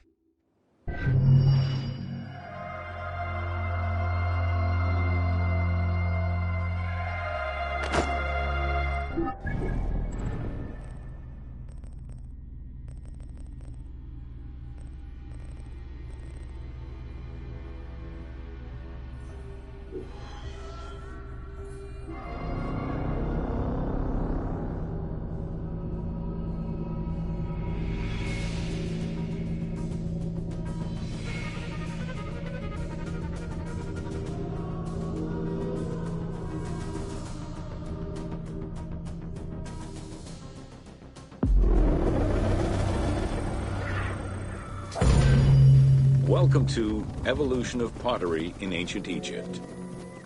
Excavations all over Egypt have uncovered enormous quantities of pottery vessels of all shapes and sizes. The production of pottery was mainly confined to the outskirts of settlements due to the materials required and to keep the kiln smoke away from inhabited spaces.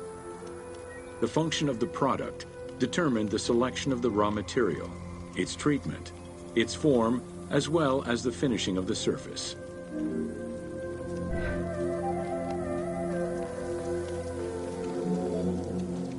Pottery was essential to ancient Egyptians' daily lives. It was used in all aspects of life, from the storage of grains and liquids to containers within the tombs of necropolises. The most common pottery was made from Nile silt that resulted in a reddish-brown clay.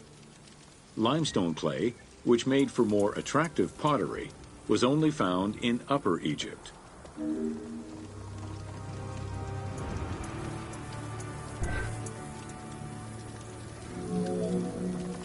Early pots were made from pinched or coiled clay. Chopped straw, ashes, and other minerals were added, and the mixture was then smoothed and decorated before being put in the oven. Pots were fired in bonfires or enclosed within a brick kiln.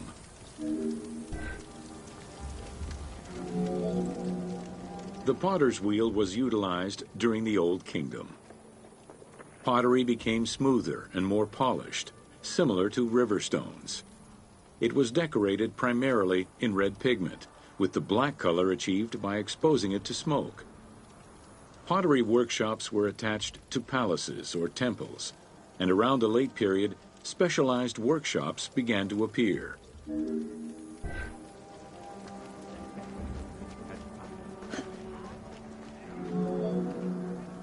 Quartzite particles, which created the rich blue or green glazing, became common during the New Kingdom. Mediterranean motifs and tin-based glazing came with the Greco-Roman era.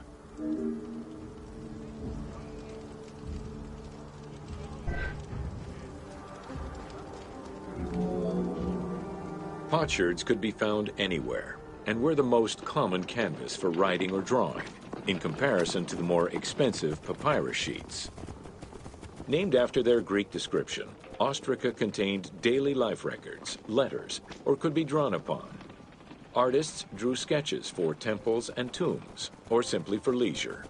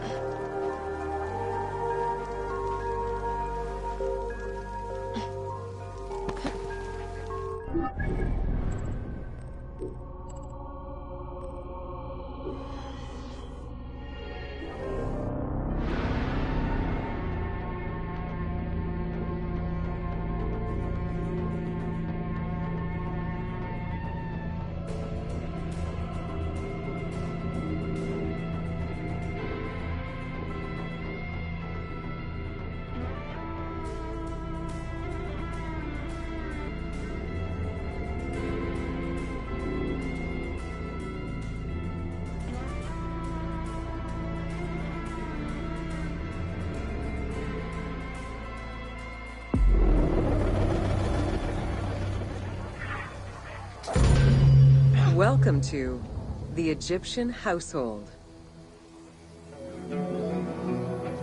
In pre-Greco-Roman culture, women were considered equal to men in many matters.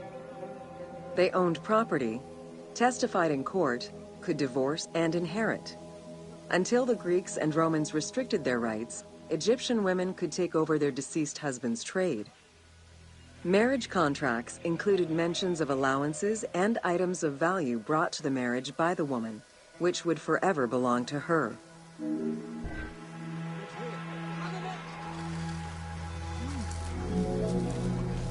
Certain professions were open only to women, such as weaving or professional mourning, while others were available to both genders, including working as servants for the rich households. Social status did have an impact, though. The higher in status, the easier it was to obtain education and access different professions.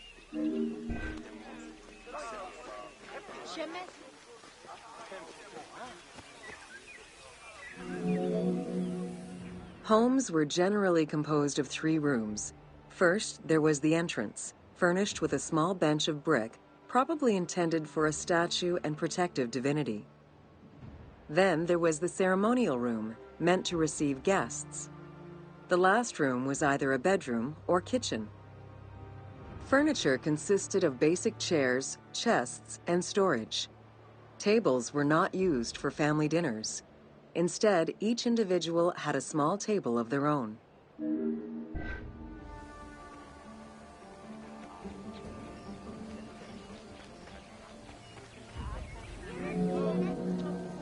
Marriages were a social contract rather than a religious construct.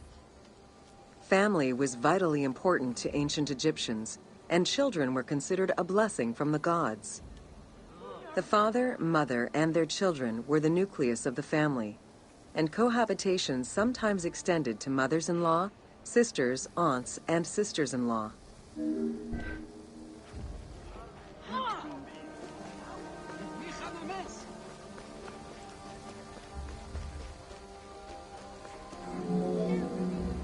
Status and wealth played a large role in the style and size of ancient Egyptian homes. Commoners' houses were built with sun-baked mud bricks. Wealthier homes were often painted in white and decorated with various motifs.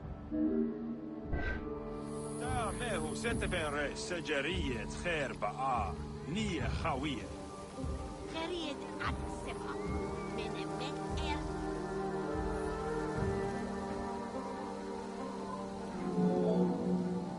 Town officials and the rich lived in mansions with numerous rooms that were luxuriously decorated. Only temples and tombs meant to last for all eternity were built with stone.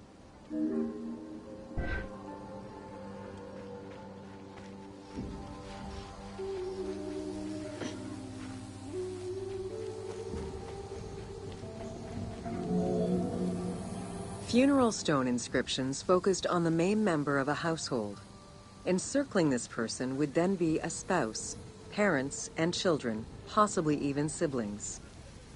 These stones were so structured because there were no surnames in ancient Egyptian culture. Parents and children were a sort of family tree, which allowed for the identification of the deceased.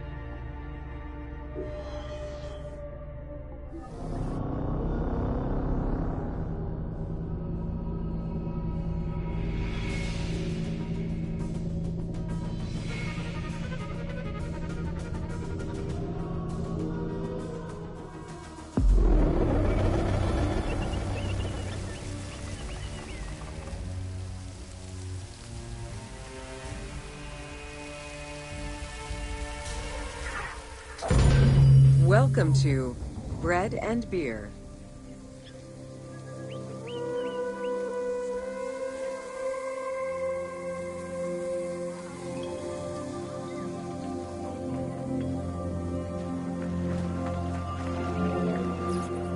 While the Mesopotamians invented beer, including using a straw to avoid the sediments and herbs, ancient Egyptians perfected the brewing method. Egyptian beer's quality was determined by alcohol's strength, color, and flavor. During the Pharaonic era, beer was the most commonly used and important alcoholic beverage. The state and temples used it, along with bread, as payment to workers, and it was included on the lists of food offerings to the gods and the deceased.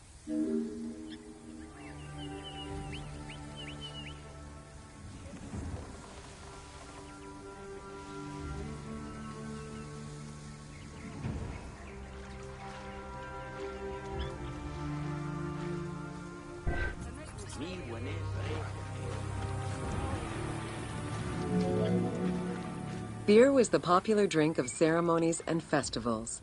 The Festival of Drunkenness was even dedicated to it. Considered to be quite nutritional, beer was also significant in the day-to-day lives of ancient Egyptians. Egyptian adults and children consumed beer with all of their meals, and medical texts include hundreds of remedies that contain beer. It remained the most popular alcoholic beverage until the Roman era.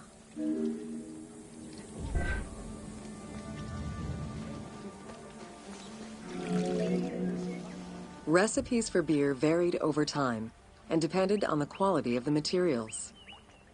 Bakers and brewers typically worked alongside one another at the same workshop or house. Many families often produced the quantity appropriate to their own consumption, with better quality beers produced for festivals and other special occasions. The most basic recipe used malted cereal as the main ingredient.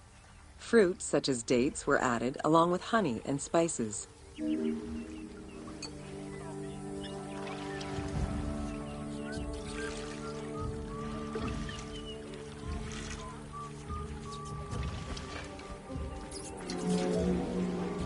Once baked, bread would be crumbled into the brew to start the fermentation process. Adding grain enzymes would break down the starches, turning them into sugar and creating a thick mash.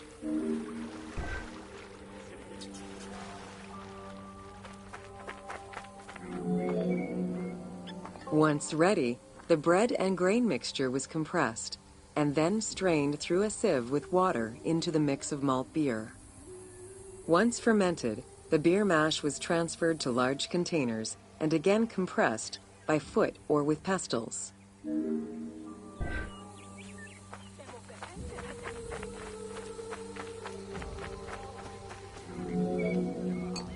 Once smooth, the beer was stored in pottery jars and sealed with a clay stopper. It probably couldn't be kept for long and likely had a thick, pasty appearance and texture. Very little was wasted. Leftover grains were reused to make sourdough bread or combined with the next batch of beer.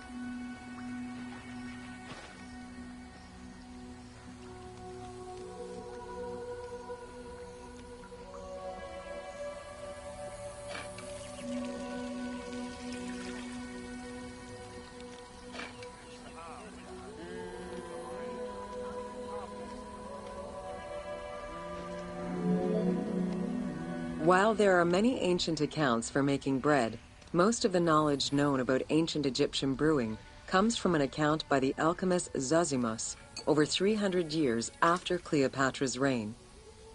More recently, Dr. Delwyn Samuel, an archaeobotanist, has proposed alternate antique techniques to brew beer. However, experts are unable to replicate an authentic beer since not all of the techniques and ingredients used by ancient Egyptians are known yet. Food was prepared on the floor until the Middle Kingdom, when cooking benches were introduced. The introduction of durum wheat improved bread quality, meaning that the upper and middle classes ate better. The poor, however, still made do with a diet consisting of a gruel made of vegetables, softened bread, or barley.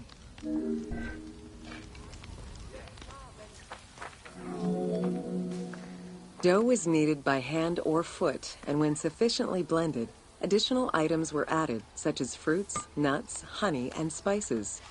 To leaven the bread, they added sourdough or leaven from beer brewing. Ovens were circular or beehive-shaped and made with clay or brick. If there was no oven at all, a bread maker used the hot sand to bake flatbread, a technique still in use by some Berbers today. Ancient Egyptians always had to fight off the omnipresent sand particles that were blown towards them. Despite their best efforts, sand regularly made its way into their food. Additionally, particles from the grain-grinding stone tools and ovens they used also contributed to attrition and prematurely worn teeth. The team tried to portray this through toothache animations and commoners sweeping sand off.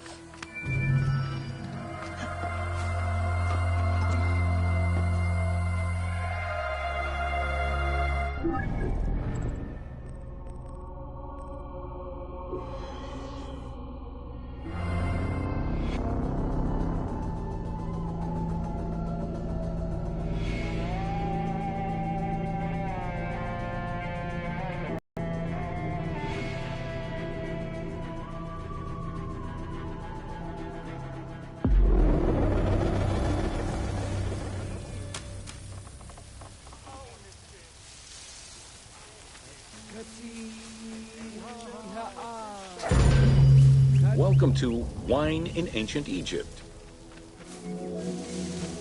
When the god Horus lost his eye in a war with Seth, the ancient Egyptians believed the eye turned into a vine, and the vine's tears became wine.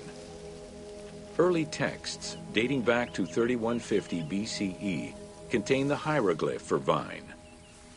Regarded as extremely valuable, wine was highly sought after by the elite. It was also an essential part of many religious ceremonies.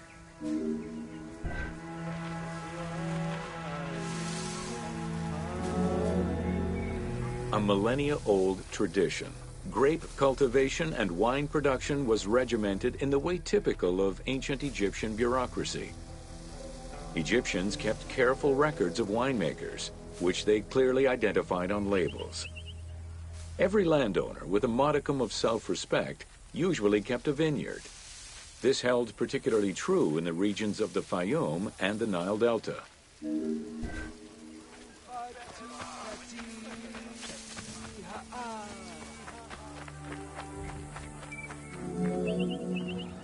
Documentation shows that only certain craftsfolk were allowed to provide the containers required to store and transport wine.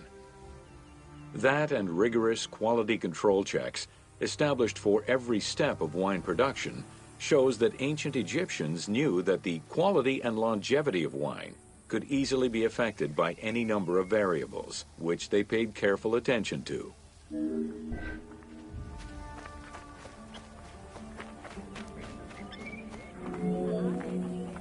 Egyptians had different kinds of wines, most of which ranged in quality from good to very good. The sweet shadé, to which honey had been added. The soft negem, obtained by drying the grapes in the sun. The ma, reserved for religious ceremonies.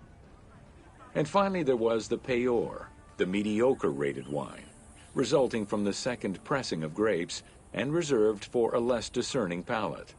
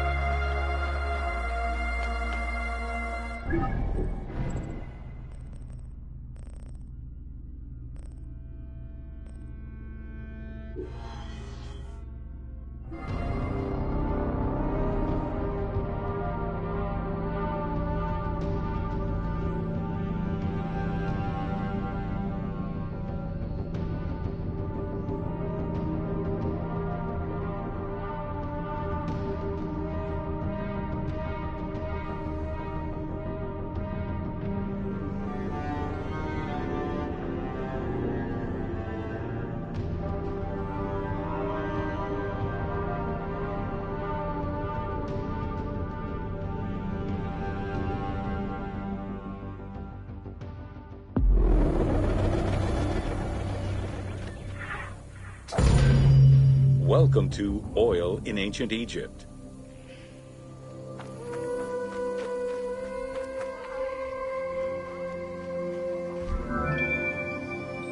Castor, sesame, and moringa were the source of the most common oils in ancient Egypt. Oil was used for various purposes: cosmetics, medical treatments, nutrition, perfume, athletics, and rituals, to name a few. The team decided to use oil as an explosive to add more gameplay opportunities for the player.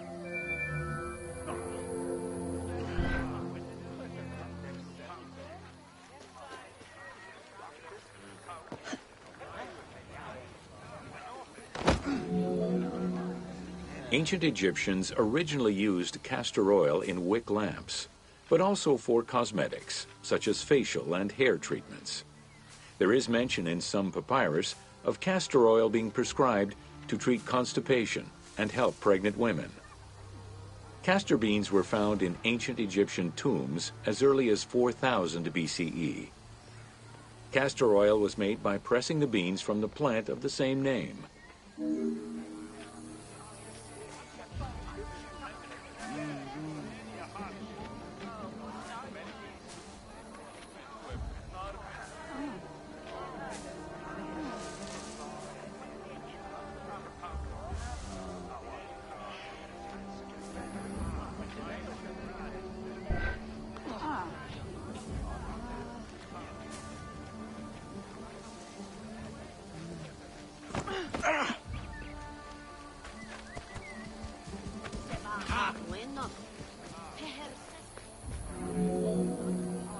Olive trees were present, though scarce, in ancient Egypt's early history, and olives were mostly imported from Syria and Palestine.